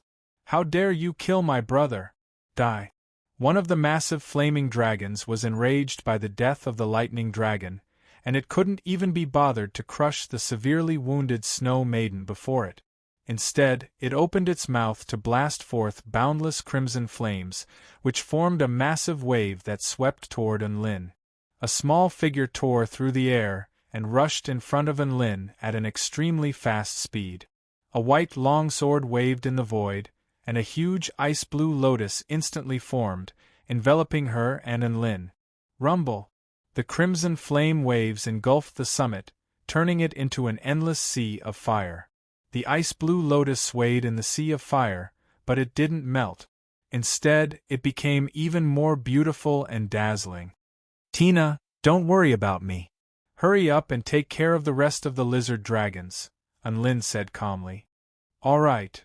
With a swoosh sound, the tiny figure pierced through the sea of fire and rushed toward the giant flame dragon. "You overestimate yourself." The giant flame dragon cackled with rage at the sight of the tiny figure pouncing toward it. It opened its cavernous mouth, and vital energy surged for over a kilometer as fearsome flame power converged toward it. However, right at this moment, two snow soul beasts charged toward the giant flame dragon like shooting stars, and the terrifying power of extreme frost erupted outward, causing the giant flame dragon's movements to falter slightly. "Humph, mere." The giant flame dragon didn't even get a chance to finish its sentence before countless white lightning tentacles hurtled through the air before quickly wrapping themselves around its scorching body. A flaming rock golem descended from the sky before striking the giant flame dragon's head with a devastating fist. Boom! A powerful shockwave swept forth in all directions. The giant flame dragon felt its head jolt as excruciating pain shot through its body, and its spell technique was forcibly disrupted. It was also at this moment that the two snow soul beasts had already reached it before unleashing two head-on charges toward its lower abdomen. Snow soul beasts didn't know much else, but their innate ability was brutal charge. The terrifying power imbued with their head-on charges was comparable to a full-force attack from a cultivator at the soul formation pinnacle stage. Boom! The giant flame dragon's abdomen caved in as shockwaves swept forth for several kilometers. Its eyes widened as it threw up a large puddle of flames and blood. The giant flame dragon had only just raised its head when it was greeted by the sight of a scintillating blue sword projection imbued with boundless frost intent. The tiny figure in front of it struck it with an extremely terrifying feeling, and it felt as if death had enveloped its entire body. The giant flame dragon was in despair. With so many powerful beings working together, it was no longer possible for it to retaliate, and it was beaten senseless by the coordinated attacks of so many powerful beings. The blue sword projection fell and sliced open the giant flame dragon's body, ending its life with the power of extreme frost. The white dragon wielding its golden sword slain another snow maiden at lightning speed. Immediately afterward, it exchanged a glance with the black dragon, and both of them chose to flee in unison. "Don't even think about running." Palace leader Chi abruptly charged toward the black dragon closest to her. The black dragon roared with rage, and a terrifying wind pressure burst forth in all directions, causing the surrounding mountains to crack open. Even Palace leader Chi was knocked back by the force of the explosion. No one can compare to me in terms of speed." The black dragon's body was enshrouded in flowing winds, and it looked at Palace leader Chi with a mocking expression before spreading open its massive wings and flying into the distance. A pink arrow pierced through the air with crimson lightning imbued with its body. There was still a faint smile on the black dragon's face, but it didn't have time to retract its smile as it turned toward a certain direction, and its pupils contracted slightly. A beam of pink and red light expanded in its field of vision, and everything turned crimson in the blink of an eye before plunging into darkness. The arrow pierced through the black dragon's head, and its massive head was instantly pulverized by the terrifying power of the arrow. All of the snow maidens stared blankly at the scenes unfolding before their eyes, unable to come to their senses. Palace leader Chi looked toward the direction from which the arrow had come, and her body shuddered involuntarily as she exclaimed in shock, "I can't detect his aura through my divine sense, and it's out of my field of vision. What a terrifying technique!" The dual sword-wielding white dragon unleashed a mystic technique without hesitation upon seeing this, and it fled even faster. Over 10 kilometers away, Lu Chuchu put down her pink longbow, and her features were slightly pale as she heaved a light sigh of relief. "It's a pity that I'm missing a storage ring," she sighed with a slightly forlorn expression. That arrow was already her limit, and the white dragon was simply too fast. If she really wanted to kill the white dragon, she would have to expend all of her energy, and she would also be severely wounded by the backlash, so it wasn't worth it. A tiny figure flew through the air toward the corpses on the ground. Tina had already become a professional collector of storage rings, and she quickly collected the 3 storage rings of the dragon tribe and the 3 storage rings of the snow maidens before flying toward Enlin with a wide grin on her face. The faces of the 3 remaining snow maidens convulsed slightly upon seeing Tina looting the corpses, but they didn't dare to say anything. They could only gather together in silence as they looked at Enlin and the others with cautious expressions. Enlin stowed away the 6 storage rings, and he planned to split the spoils after everything was over. He turned toward the 3 snow maidens with a faint smile. "Let's get down to business now." Chapter 5:18. Get down to business? The 3 snow maidens' hearts jolted with shock. They had expended too much energy in order to deal with the dragon tribe. From the power displayed by Enlin and the others, they would undoubtedly lose if a battle were to break out. "What do you want?" Palace leader Chi asked in a cold voice. Lu Wei was also looking at Enlin with a nervous expression as she gripped her long sword tightly in case Enlin attacked. Enlin shook his head with a faint smile. "You already know who I am, so can't you guess what I want? If it weren't for Shangguan Yi, all of you would be dead now." He clasped his hands behind his back. "So, I'm going to start asking questions now. Number 1, what is Shangguan Yi doing in the crystal?" The 3 snow maidens stared at Enlin with cold expressions. "Enlin, are you really going to give me no face?" "This is a confidential matter of our tribe, so I can't tell you," Palace leader Chi replied with a determined expression. You won't tell me even if you die? Enlin asked. I won't tell you even if I die. Palace leader Qi stared at Enlin with a determined expression. Enlin's eyes narrowed as killing intent radiated from his body. At the same time, a golden light flashed through his eyes as golden ripples proliferated outward.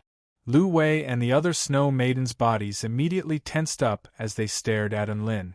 It was as if they were looking at a paramount being, sending chills running down their spines.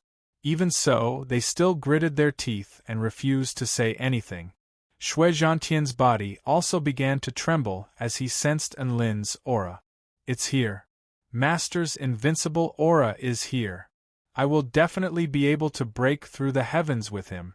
Enlin heaved an internal sigh upon seeing the Snow Maiden's reactions.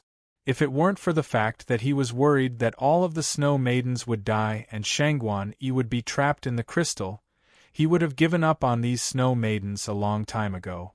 Thus, the two parties stood in midair in a stalemate. Lu Wei's eyes lingered on Shui Zhantian and Shui Mingming with scorching desire in her eyes. Those were snow soul beasts. They were the beast pets of her dreams. It's really too cute. I really want to touch it. It was a pity that she couldn't do anything on her own during this mission. Otherwise, she would definitely try to capture a snow soul beast for herself. Enlin, what should we do next? Linging floated towards Enlin and asked. Enlin's head was starting to throb. Even the Snow Maidens didn't choose to flee in the face of such powerful dragon tribe cultivators, so he could tell that this wasn't something that could be resolved through brute force alone. Why don't we just smash open the crystal? Hong Do suggested. Enlin's lips twitched, and he shot a glance at Hong Do before falling silent. If this B***starred was responsible for saving Shangguan Yi, she would definitely suffer from qi deviation. Then let me ask you another question. What is Shangguan Yi's status in your world? Enlin asked again. Lu Wei smiled upon hearing this. You don't need to worry about that. She's Meng Ji now, Pa. Palace Lord Qi slapped the back of Lu Wei's hand and glared at her angrily. She immediately lowered her head like a deflated balloon and fell silent. Enlin rolled his eyes upon seeing this, but he didn't give up. How long will Shangguan Yi be in this state for? How long will it take for her to come out? The three Snow Maidens remained silent. Enlin continued, Let's get to know each other first. What are your names? The three Snow Maidens. Palace Lord Qi thought for a moment before replying, My name is Qi Yao. If you're planning to take Shangguan Yi away, then I suggest you stop wasting your time. She has already officially joined the Holy Glacial Lands and is cultivating the cultivation methods of our Snow Maidens. Furthermore, she can be considered a member of our race. Enlin splayed his hands open. You don't need to worry about that. I'll ask her myself. A crisp crack sounded at this moment, as if in response to Enlin's words. Crack, a circular hole suddenly appeared in the crystal, and blue ripples proliferated outward, causing the surrounding temperature to plummet. Enlin and the other Snow Maidens all turned to look at the crystal with excitement on their faces. Shangguan Yi made her way out of the circular hole, and her blue dress danced in the wind, making her appear as if she were a blue lotus in full bloom. She opened her golden eyes, and a faint regal might emanated from her body, as if she were a regal and inviolable queen. Congratulations on your successful awakening, Sister Shangguan. A vibrant smile appeared on Qi Yao's face. Sister Shangguan, I'm here to take you back. Enlin also waved a hand with a smile. Shangguan Yi looked up at Enlin with a cold expression and shook her head. Thank you for saving me, Enlin, but I'm already a member of the Holy Glacial Lands, and I won't be going back. Enlin faltered slightly upon hearing this. Have you encountered some kind of problem that you can't resolve? It's all right, I'll help you. That's not the reason. I'm doing this voluntarily, so don't ask me. Shangguan Yi shook her head before making her way toward Qi Yao and the others without any hesitation on her face. Enlin gritted his teeth. Didn't you say that the Vermilion Bird sect has always been your home? There are so many people waiting for you to come back, so why didn't you come back? Why did you choose to join the enemy of the sect? Shangguan Yi's footsteps faltered slightly as her golden eyes rippled, and her slender fingers trembled slightly. Enemy of the sect, huh? People change, and it's not impossible for friends and family to become enemies. She turned to Enlin with a smile on her face. Thank you very much for your help, but let's be clear about who we stand on in the future. You're humans, and I'm a snow maiden. So don't act like this again the next time we meet. Palace Leader Qi, let's go. She turned to leave without looking at Enlin as she spoke. The 3 snow maidens glanced at Enlin and the others before flying toward Shangguan Yi. Wait. Enlin's voice sounded again. Shangguan Yi and the snow maidens both looked at him with confusion in their eyes. Qi Yao spoke in a cold voice. Shangguan Yi has already made things so clear. What else do you want? Leave your storage rings behind. Enlin spoke with a serious expression. The 3 snow maidens. Oh, Shangguan Yi doesn't need them, Enlin added. Shangguan Yi, what do you want our storage rings for? Qi Yao stared at Enlin with astonishment on her face.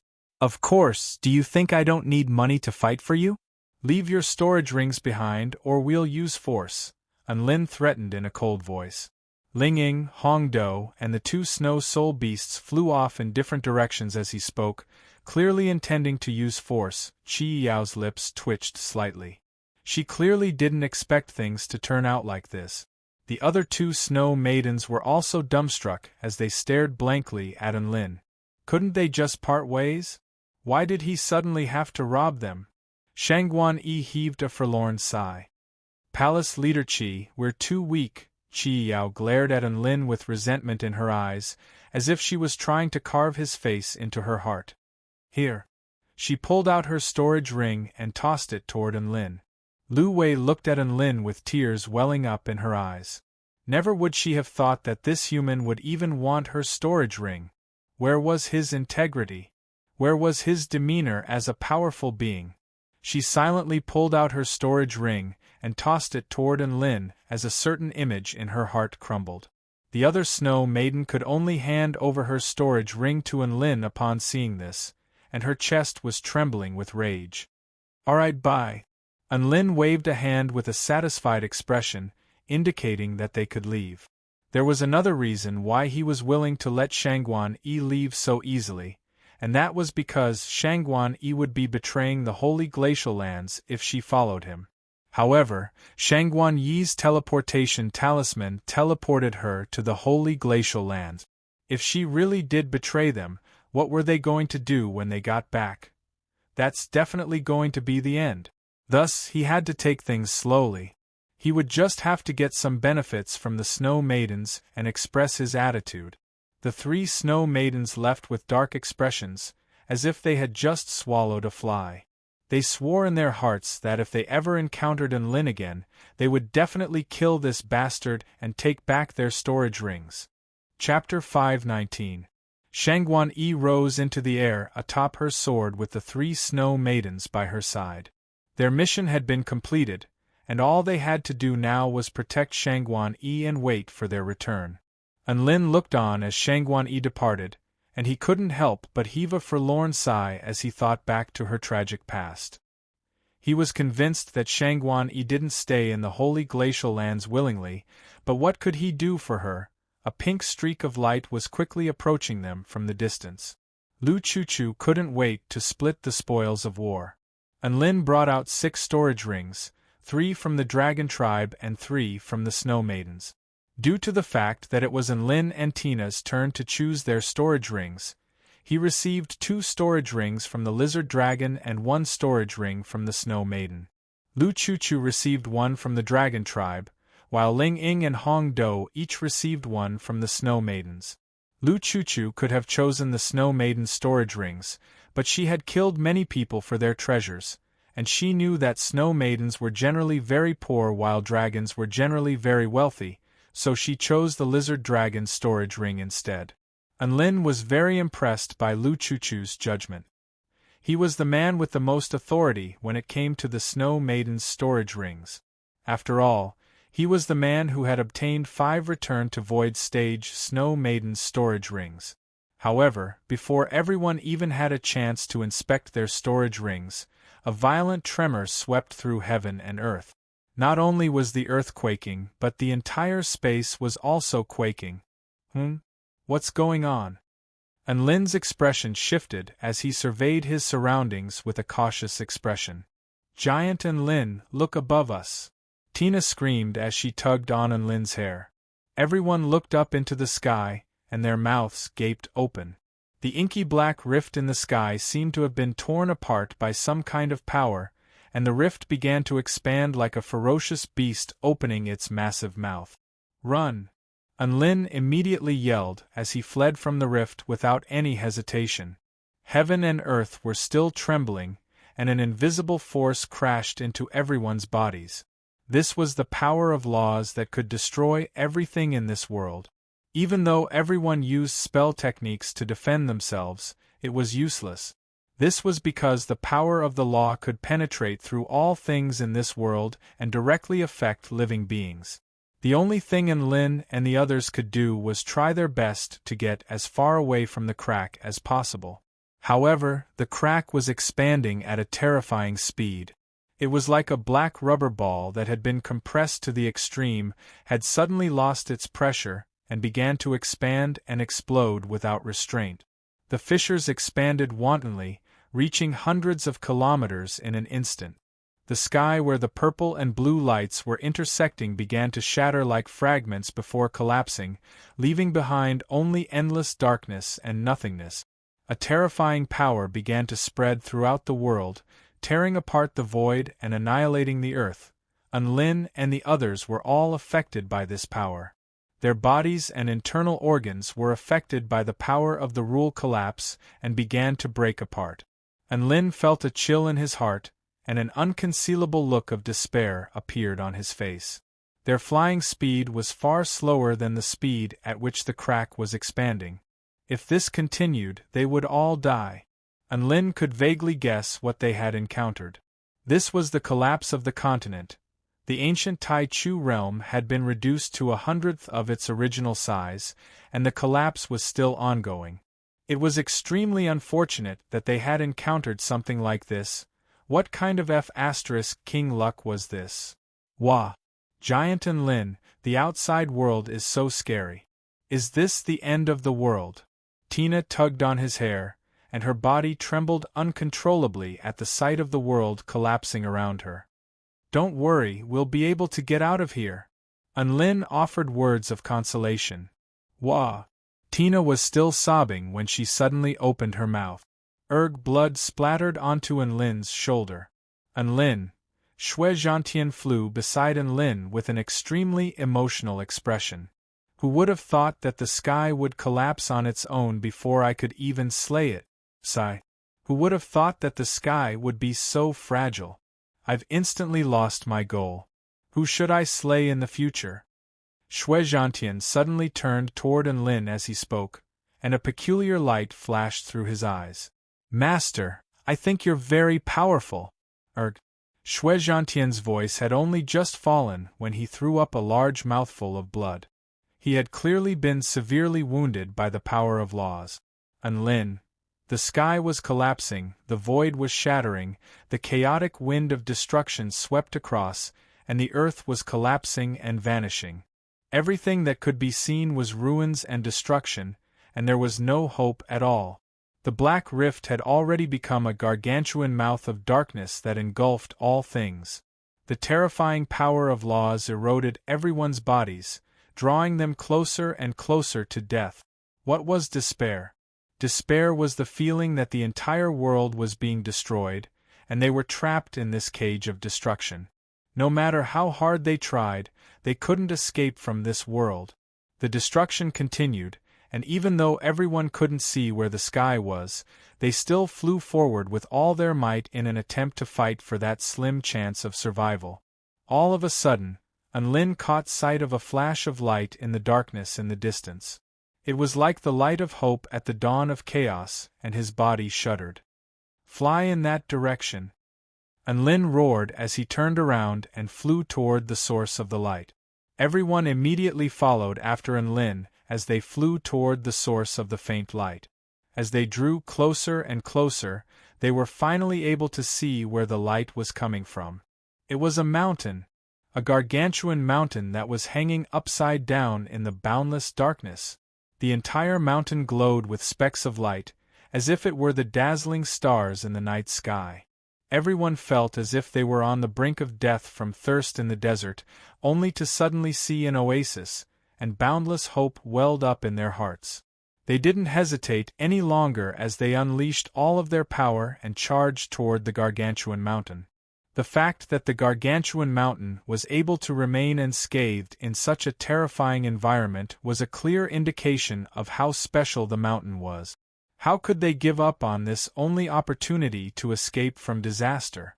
Right at this moment, the glowing gargantuan mountain suddenly became more and more indistinct, as if it were a mirage. Tears began to flow from Lu Chuchu's eyes. They had been so king happy that they thought they could survive, only to discover that it was all fake. Was it an illusion? Enlin didn't give up as he charged toward the gargantuan mountain. He arrived at the pinnacle of the gargantuan mountain that was hanging upside down in the sky before charging toward it. Boom! A terrifying power instantly enshrouded his body, and he felt as if the space around him were rippling. Immediately afterward, he was struck by a sense of dizziness as the space around him began to tear and twist. Tina and Shuizhantian held onto Enlin tightly as they screamed at the top of their lungs before falling unconscious. Lu Chuchu, Hongdo, Lingying, and Shui Mengmeng all charged toward the gargantuan mountain upon seeing this, and their bodies disappeared amid a burst of spatial ripples. The crumbling of heaven and earth continued. Soon, the space around them began to completely shatter as chaos engulfed everything in its path. The earth was reduced to nothingness, and all matter and life forms began to dissipate before transforming into a burst of energy that dissipated into nothingness. Chapter 520. Enlin woke up from his daze to discover that something was pressing down on his stomach. He reached out to push the thing aside, only to find that it was soft and furry, as if he had just slapped away a warm ball of fur. What an arrogant scoundrel! How dare you attack your Lord Zhan Tian? A crisp murmur sounded, as if it were still in a dream. Enlin was a little speechless as he kicked Shuizhantian a few times to wake him up. Giant Enlin, where are we? Tina also slowly woke up and looked around with confusion on her face. She was greeted by the sight of an immeasurably tall black mountain. She raised her head to discover that there was no end to the black mountain. It was as if it extended all the way into the starry sky, and there were specks of starlight on the surface of the inky black mountain, creating an extremely dreamy and beautiful sight to behold. So beautiful! Is this the Star Mountain? Tina muttered to herself as she stared blankly at the majestic mountain in front of her, as if she had just learned a lot. Enlin's body shuddered upon hearing this. The Star Mountain, could this be the huge starry mountain that Emperor Ziwei had mentioned? His eyes widened as he looked up at the gargantuan mountain. Its appearance matched the description he had heard in his memory, and his heart surged with excitement. The elusive giant mountain had appeared right in front of him? And it had become the last straw to save his life in a time of absolute despair when heaven and earth were collapsing? Enlin felt like he had to figure this out, so he looked around himself. Aside from Shuizhantian and Tina, Lu Chuchu, Lingying, Hongdo, and Shui Mengmeng were all nowhere to be seen. Could it be that they had been teleported somewhere else because they didn't come into physical contact with him? He was leaning toward this explanation as everyone else was following him, so there was no reason for them to be excluded by the huge starry mountain. As for the other possibility that they had perished along with the collapse of heaven and earth, he didn't even dare to think about it. Enlin turned his gaze behind him and was greeted by the sight of a series of mountains that stretched as far as the eye could see. These mountains were all inky black in color, and even though they were also quite tall, they were still a far cry from the huge starry mountain. The sky was then filled with countless stars, all of which were extremely dazzling. Wait, something's not right. He looked at the resplendent starry sky. The starlight was extremely clear and real, as if there was no barrier between the two. The power of the stars could be transmitted to this world without any obstruction. Why is it like this? I feel like the sky here is different, Anlin murmured. Anlin shook his head and didn't think too much about it. He woke up Shuizhantian and brought out 3 golden immortal fruits from his storage ring before giving one each to Shuizhantian and Tina. After experiencing the collapse of heaven and earth, their bodies were actually very seriously injured. Their flesh, bones, meridians, and even their chi-seas were all severely damaged. If they were allowed to recover naturally, it might take more than 10 days or even a month. At a time like this, an 8th-grade immortal fruit that contained an extremely strong life force was extremely important. Could heal these kinds of injuries extremely quickly. Anlin was already treating Shuizhantian and Tina as one of his own, so he naturally wasn't going to be stingy at a time like this. He brought out all 3 of his remaining golden immortal fruit. Shuizhantian and Tina were both extremely touched, and they began to chew on the immortal fruits with excitement. Anlin also began to chew on the immortal fruit in his hand. Rich life force energy spread through his body, and his wounds were healed in a frenzy by the effects of his evergreen technique. After eating the immortal fruit, Shuizhantian lay down on the ground with an excited expression. A blue frosty aura emanated from his round body, and he seemed to be inhaling and exhaling. This fruit really is a miraculous elixir. My body feels extremely comfortable after taking a single bite. Master is so kind, generous, and generous. Shuizhantian was full of praise. Anlin, Tina was small, so she ate slowly. She was taking small bites from the side. Thankfully, her digestive system was quite good. Otherwise, she would be able to eat such a large fruit for an entire day. Tina also wore a satisfied expression after eating the golden immortal fruit, and a faint smile appeared on her face as she rubbed her tiny stomach. No. I feel like my body is being guided by some kind of power. Tina's eyes widened in astonishment. Anlin and Shuizhantian turned toward Tina to discover that a dazzling golden light had suddenly erupted from her body. This was an extremely holy and pure power. Little Na, how do you feel? Do you feel uncomfortable? Anlin asked in a panicked voice. Tina blinked with a confused expression before shaking her head. I'm fine. I feel like my entire body is very light, as if some kind of shackle has been broken, and I'm about to fly. About to fly? Anlin was even more astonished upon hearing this. Right at this moment, a resounding boom suddenly erupted in the starry sky above Tina. Immediately afterward, a white vortex with a radius of several kilometers appeared, and vital energy surged for several dozen kilometers, creating an extremely powerful sight to behold. Anlin and Shuizhantian's eyes widened upon seeing this, and a thought surfaced in their minds. Ding-ling, a crisp sound reverberated through the air, and a tall and mighty white figure slowly flew out from the vortex before appearing in the sky. He had a head of golden hair, pointy ears, and emerald eyes. He was indescribably handsome, as if his face and body had been constructed from all the beautiful things in this world. Holy Fairy Leader. Tina stared up at the being in the sky with a dazed expression as she murmured to herself. The being referred to as the Holy Fairy Leader turned toward Tina and pointed a finger at her as he chanted in an unknown language. Even though Anlin couldn't understand what he was saying, the voice was like the most pleasant music in the world, making him feel extremely comfortable as it lingered in his ears. After an indeterminate period of time, the Holy Fairy Leader began to dissipate, and the white vortex also began to disappear.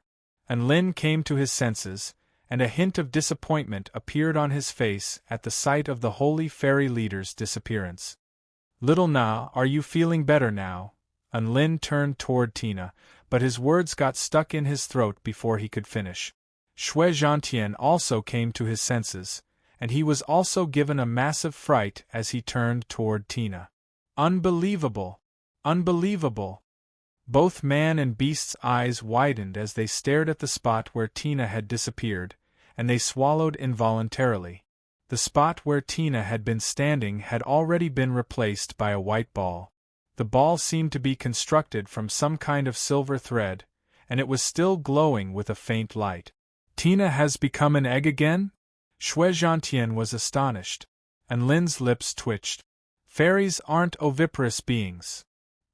He carefully picked up the white ball and placed it in his pocket before sealing it with a spell technique. I don't know why Tina has become like this, but it's probably a good thing. The holy fairy leader that had just appeared was simply too perfect. There was no way such a beautiful fairy would do anything bad. And Lin was obsessed with appearances, so he could only come up with this conclusion. In reality, he was more inclined to believe that Tina had obtained some inheritance or made some kind of breakthrough in her cultivation base. After all, Tina was already at the pinnacle of the holy rank, which was equivalent to the soul formation pinnacle stage on the Tai Chu continent. Fairies were extremely sensitive to the power of nature, and she had mentioned that her cultivation base had been slightly shaken after eating a first-grade spirit pill. Furthermore, the golden immortal fruit was imbued with an extremely potent power of life, so perhaps it had helped Tina progress in her cultivation base? However, didn't breakthroughs require tribulation transcendence? What was this about transforming into a silver ball? And Lin was a little unsure. He suddenly heaved a long sigh before shaking his head to dispel this train of thought. Instead, he looked up at the majestic mountain before him. So be it, let's explore this mountain first. Chapter 521. Prior to coming here, Emperor Ziwei had entrusted Lin with the task of collecting a stardust fruit from the huge starry mountain if he came across it. This huge mountain was most likely the legendary huge starry mountain. Thus, Lin's goal became very clear, and that was to find the stardust fruit. Lin slowly flew around the mountain. He was in no hurry to rush toward the summit. Instead, he circled around the waist of the mountain to survey his surroundings. After all, there was no guarantee that the stardust fruit would appear at the summit. Rocks, cliffs, small protruding peaks, everything on the huge mountain was pitch black, which was exactly why the white light was so dazzling. It was as if the mountain were a vast expanse of night, and the white light were the stars in the night sky, creating a dazzling sight to behold. Lin arrived before a piece of white light to discover that this white light existed within a rock. The black rock was semi-transparent, which was why the white light was able to shine through it. He was a little curious, and he used his evil-slaying sword to dig out this rock before carefully chipping away at the rock. After a long while, he finally reached the part of the white light. The white light was a type of powder that glowed faintly like fluorescent powder. Lin touched it before activating his divine inspection technique, upon which a large chunk of information appeared in his mind. Star essence.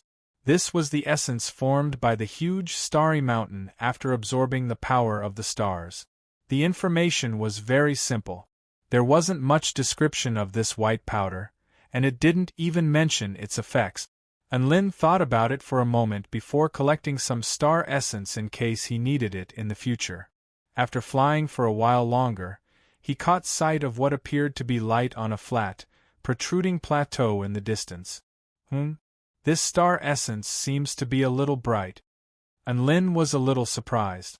However, when he walked closer and saw the source of the light, his eyes widened as if he had seen a ghost. It was around half the size of a grown man, and its entire body was a faint golden color. It was a round star with a dozen or so corners, and it had tentacles that resembled legs. Its entire body glowed with a faint light, as if it were a star in the sky. This was no star essence. This was a King star that had become a spirit. Shui Zhantian was also astonished. Holy Ck.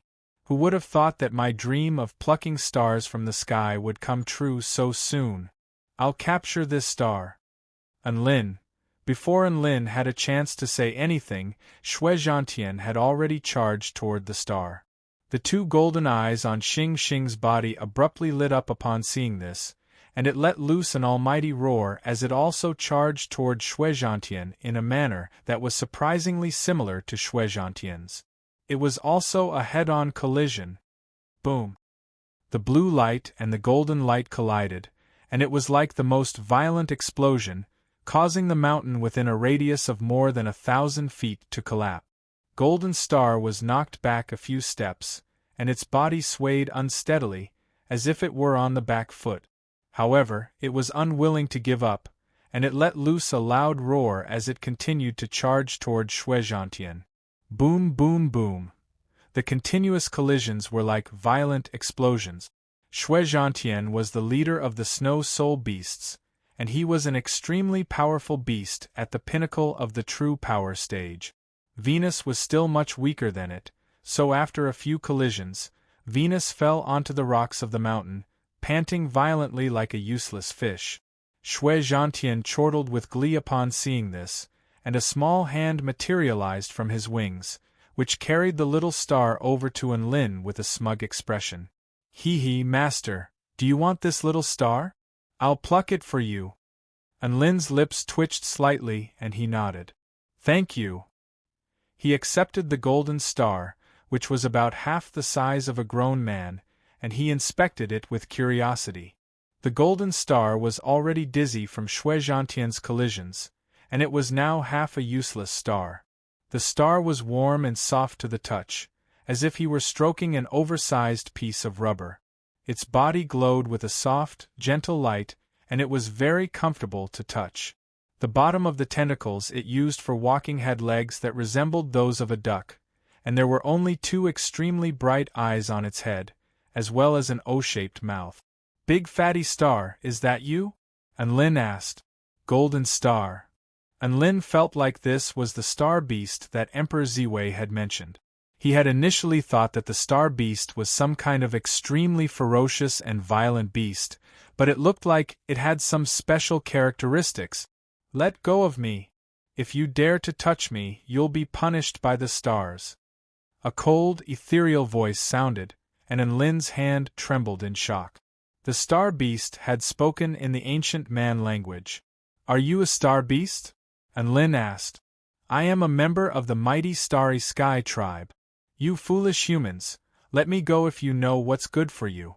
Otherwise, you'll be crushed to death by countless stars. The star roared with rage. Oh! Enlin nodded before releasing the star. The star monster faltered slightly upon hearing this, and it blinked with confusion, clearly not expecting Enlin to react in such a manner. Was he really going to let it go just like that? It cleared its throat.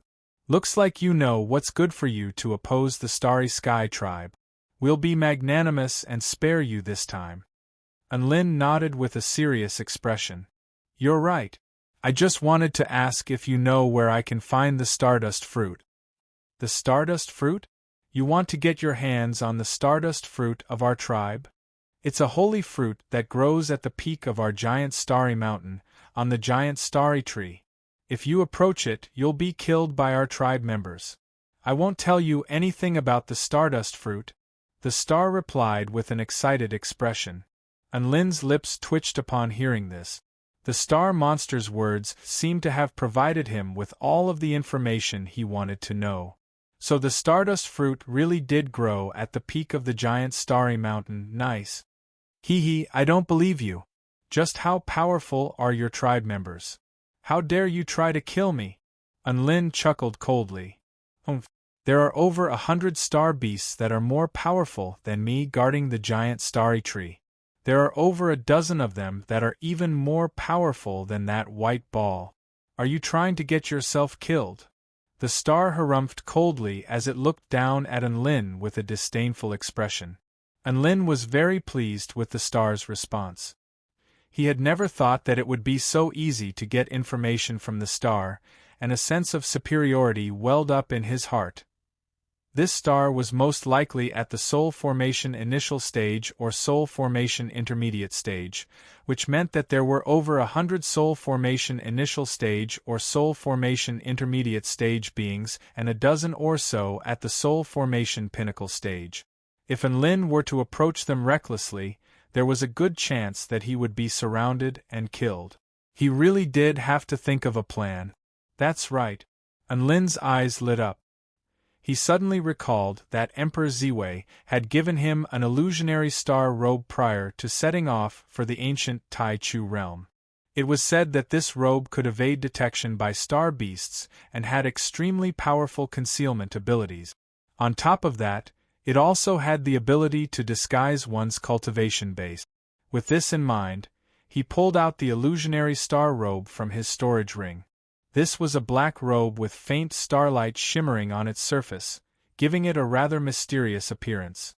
Enlin put on the illusionary star robe, and it really did fit him quite well. Furthermore, the black robe was imbued with specks of starlight, which was very compatible with the giant starry mountain. It also had a camouflage effect. Hence, I advise you to leave this place as soon as possible. Don't do anything reckless. The star turned toward Enlin as it spoke, upon which its pupils contracted, and its mouth gaped open. Where is he? Holy F***ck. I told you to leave this place, but you were so obedient and instantly left? The star was astonished. Enlin stood rooted to the spot in front of the star, and he was also dumbstruck.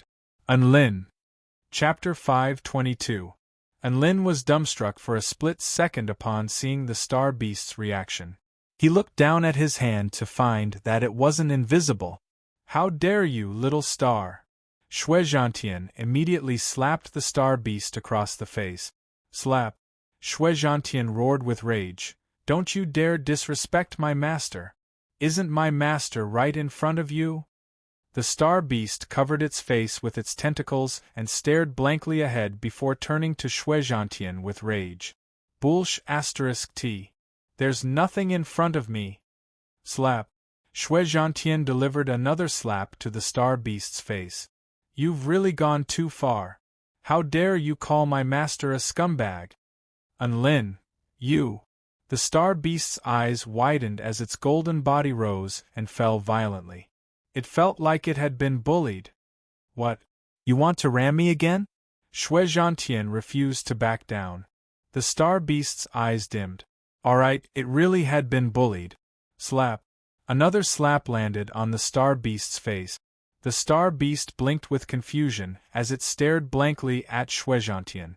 Shui Zhantian raised its wings high into the air to demonstrate its innocence. It really wasn't me this time. It was Master. The star beast was on the brink of tears. Is there anyone else here? Even if you like to slap me, you can't treat me like a stupid C***nt. Slap. Another resounding slap landed on the star beast's face. The star beast was truly dumbstruck this time as it stared at Shui Zhantian. It really wasn't him. What the F***ck? Enlin clicked his tongue in wonder upon seeing this in his illusionary star robe. This feeling of being able to slap others without any scruples in the face. It was amazing. The star beast's expression didn't look like it was fake, so it really couldn't see him. To the star beast, the illusionary star robe was even more powerful than the invisibility cloak. Not only could it become invisible, but it could also isolate its aura and sound, thereby completely disappearing from its sight. Shui Zhantian had also sensed that something was amiss, and he stared at Enlin with yearning in his large, round eyes. The ability to turn invisible and continuously slap the stars. He wanted that as well. Enlin made his way over to Shui Zhantian with a smile. Do you want me to be in front of you or behind you? Blue ripples appeared in Shui Zhantian's eyes as his white fur stood on end. What are you trying to do? Wishful thinking. I don't accept it, I don't want to. Enlin. What did you think of? I want you to be invisible. Shui Zhantian faltered slightly upon hearing this before heaving a sigh of relief. I had thought that Master was a perverted monster who had gone insane. Unlin almost spat out a mouthful of blood. So, what exactly did you think of? Up ahead. Shui Zhantian didn't answer Unlin's question. Unlin pursed his lips before putting Shui Zhantian into his illusionary star robe. His stomach began to swell up, making him look like a pregnant woman. Tui. Like a potbelly. The star monster felt like it had seen a ghost. The white ball had disappeared right in front of its very eyes. Unlin was just about to leave when Shui Zhantian's voice sounded again. Wait! What is it? Unlin was perplexed. Get closer to that little star, Shui Zhantian instructed. Unlin. Just as the star monster was still in shock, its soft golden body was slapped again. Slap. The star monster's mouth gaped open as it stroked its flushed cheeks with its tentacles, unable to come to its senses for a long time. A scorching sensation, a feeling of humiliation, a feeling of confusion, a feeling of indignation. Wah! Who did I piss off? Star Freak's emotions exploded and finally burst into tears. At the same time, Shui Zhantian chortled with glee in Unlin's arms. Ha ha ha ha! That stupid star is so hilarious! Ha ha! Unlin rolled his eyes before flying toward the top of the huge starry mountain. It feels so good to slap that little star. Shui Zhantian flapped its little wings as it sighed with reminiscence.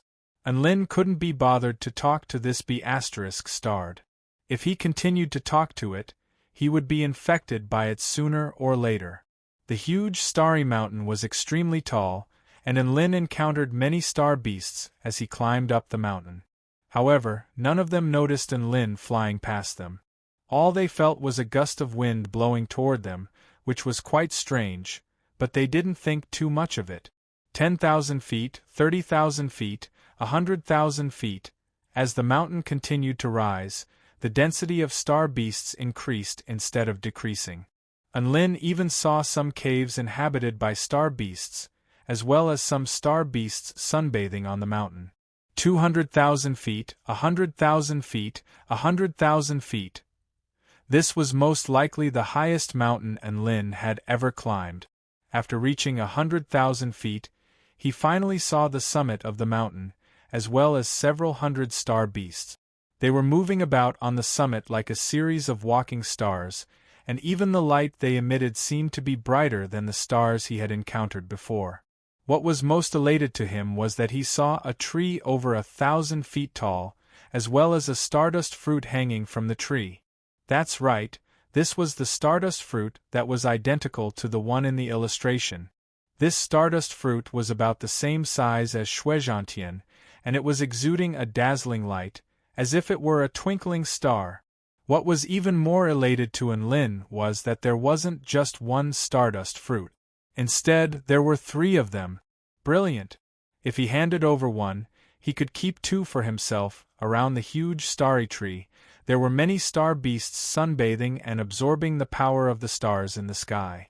There were also some star beasts who were praising the stardust fruits with scorching eyes and drooling from the corners of their mouths. However, right at this moment, one of the stardust fruits suddenly disappeared right before everyone's eyes. All of the star beasts faltered upon seeing this before rubbing their eyes vigorously before turning toward the huge starry tree again, only to discover that another stardust fruit had disappeared. Of the 3 stardust fruits, only one remained. Pa! Pa! Tribe leader, bad news! A star beast yelled in a panicked voice. Why are you so panicked? A burly golden star with an extremely dazzling body spoke in a slow voice. Look at the huge starry mountain, the stardust fruits on it have suddenly disappeared. A star beast yelled in a panicked voice. Ha ha! Have you had too much to drink, Galdo? The stardust fruits are perfectly fine, how could they suddenly disappear? The tribe leader chortled before turning toward the huge starry mountain. His smile then gradually congealed before disappearing. At this moment, the huge starry tree had become completely bare, and the 3 stardust fruits had already disappeared. What the hell is going on? The tribe leader's eyes widened with incredulity as he stared at the scenes unfolding before him. A breath later, the tribe leader's scream finally sounded. Enemy attack! Enemy attack! Our holy fruits have been stolen! Don't let him get away! Chapter 5:23. The holy fruits had been stolen? Several hundred star beasts turned toward the stardust tree to discover that the 3 stardust fruits had already disappeared. All of the star beasts were dumbstruck. Who could have stolen the holy fruits right under their noses? What are you all standing around for? Hurry up and catch the thief! The tribe leader yelled. All of the star beasts stared at their tribe leader with dumbstruck expressions, as if to say how were they supposed to catch the thief if they didn't even know how the fruits had disappeared? The thief definitely couldn't have gotten far. Let's patrol the area in different directions, and we'll definitely be able to find the thief, the tribe leader added. All of the star beasts' eyes lit up upon hearing this. That made sense. Thus, several hundred shooting stars appeared at the summit of the huge starry mountain before flying in all directions like fireworks, leaving a series of golden trajectories in their wake. The summit of the mountain became more and more spacious. Never would they have thought that the culprit who had stolen the fruits was still at the summit of the mountain, and Lin looked at the stardust tree before him with an intrigued expression, contemplating whether he should uproot this tree as well. Stealing a few eggs was nothing. Stealing the hen was the best way to go. However, he decided against it after thinking about it. The stardust tree needed to absorb a large amount of power of stars in order to grow, and there was no guarantee that it would be able to survive on the Tai Chu continent. As such, it was better to leave some for the poor little star. Master, master, take me to that super bright, super fat star! Shui Zhantian yelled, and Lin was a little perplexed as he made his way toward the super bright star beast. Slap! A resounding slap landed on the star beast's face. Ha! That was so satisfying! Shui Zhantian chuckled sinisterly. And Lin, tribe leader? Mountain ceiling formation, activate! The tribe leader quickly came to his senses and immediately activated the huge starry mountain's spell formation. Boom! A blue light barrier rose up from the mountain, enshrouding the entire space and making it impossible for anyone to escape. The invisible thief is nearby, find him for me! The patriarch shouted excitedly. The several dozen star beasts guarding the huge starry tree shuddered upon hearing this, and some of them prepared to attack while others unleashed search spell techniques. Shui Zhantian, Master, I've committed the most heinous crimes. And Lin didn't expect Shui Zhantian to admit his mistake in such a straightforward manner, and he couldn't bring himself to do anything about it. He glanced at the huge ceiling formation, and his eyes turned snow-white. Divine inspection technique. A red light flashed, and a flaw in the array formation was struck by this red light. Finally, a hole was broken open, and Lin and Shui Zhantian immediately rushed toward the cave and escaped from the huge starry mountain. Chase them! Chase in that direction! The patriarch shouted. Streaks of golden light with immense power shot towards the entrance of the cave. However, in front of this enemy that couldn't sense anything, their collision was just a random attack. It would be a joke if they really wanted to hit this enemy with this. And Lin led Shui Zhantian away from the huge starry mountain. He turned to look at the enraged and confused stars behind him, and he heaved a faint sigh before flying into the distance again. He had successfully completed the mission given to him by Emperor Ziwei. Now, all he had to do was complete the system's mission. If he failed the mission, he would have to become a eunuch for 100 years. This was a price that he couldn't accept. He looked at the boundless black mountain ranges, and he didn't know where he was. There were no landmarks in the area outside of the map, and the day and night were reversed. Aside from the star beasts, he couldn't see any other living beings. This place was way too barren. Could it be that he had been teleported to some mystic realm by the huge starry mountain? And Lin flew for over 1,500 kilometers before finally flying out of the range of the mountain ranges and arriving on a grassland. The grass on this grassland was a deep purple, and it was a vast expanse of purple that intersected with the starry sky as far as the eye could see. The stars here are way too bright. Even the scenery of the grassland can be seen so clearly under the starry sky. Anlin sighed as he looked at the boundless grassland in the distance. It's not a lush green grassland, it's not pretty. Shui Zhantian grumbled. Master, let's leave this place. There's nothing to see here. Only a green grassland that is eco-friendly and pleasing to the eye is suitable for us. Shui Zhantian suggested again. Anlin rolled his eyes. If you like green grasslands, don't take me with you. What are you talking about? I'm going to beat the crap out of you if you keep spouting nonsense. Shui Zhantian recoiled slightly. He didn't understand why Anlin was so angry. His ears twitched slightly, and he turned toward a certain direction. Master, there seems to be an abnormal flow of vital energy over there. There might be people fighting there. Anlin's eyes instantly lit up upon hearing this, and he immediately flew toward the direction Shui Zhantian was pointing. Facts had proven that in this lifeless world, it was good to have people. Regardless of whether it was an enemy or an ally, this proved that Anlin wasn't alone. There were people he could communicate with. As they drew closer and closer, the energy blasts became more and more violent. Anlin was astonished. These clashes of energy seemed to be significantly more powerful than even his own. How could there be such powerful beings in the ancient divine division? Close to 10 kilometers away, a series of violent clashes and earth-shattering booms erupted, causing the earth to tremor slightly. Anlin's eyes widened as he was suddenly greeted by the sight of a sea of flames erupting into the sky, instantly encompassing an area of 5 kilometers. What a terrifying aura! Anlin charged toward the edge of the flames and finally saw a crimson bird bathed in flames. This bird was over 1,000 feet in size, and its crimson feathers were enshrouded in golden flames. Its tail was spread open like a peacock's tail, upon which was a sinister image of a twisted red bird skeleton. Not far away from it, a bronze-skinned man with a pair of black wings was standing in the void. He held a massive saber in his hand before slashing it down upon the crimson bird. The space around him crumbled as an inky black saber projection instantly tore through the ground in a radius of several kilometers. The crimson bird let loose a sharp cry as a peculiar ripple spread from the image on its tail, twisting and distorting the inky black saber projection. Boom! The power of the saber projection crashed into the crimson bird's body, tearing a massive gash into the ground.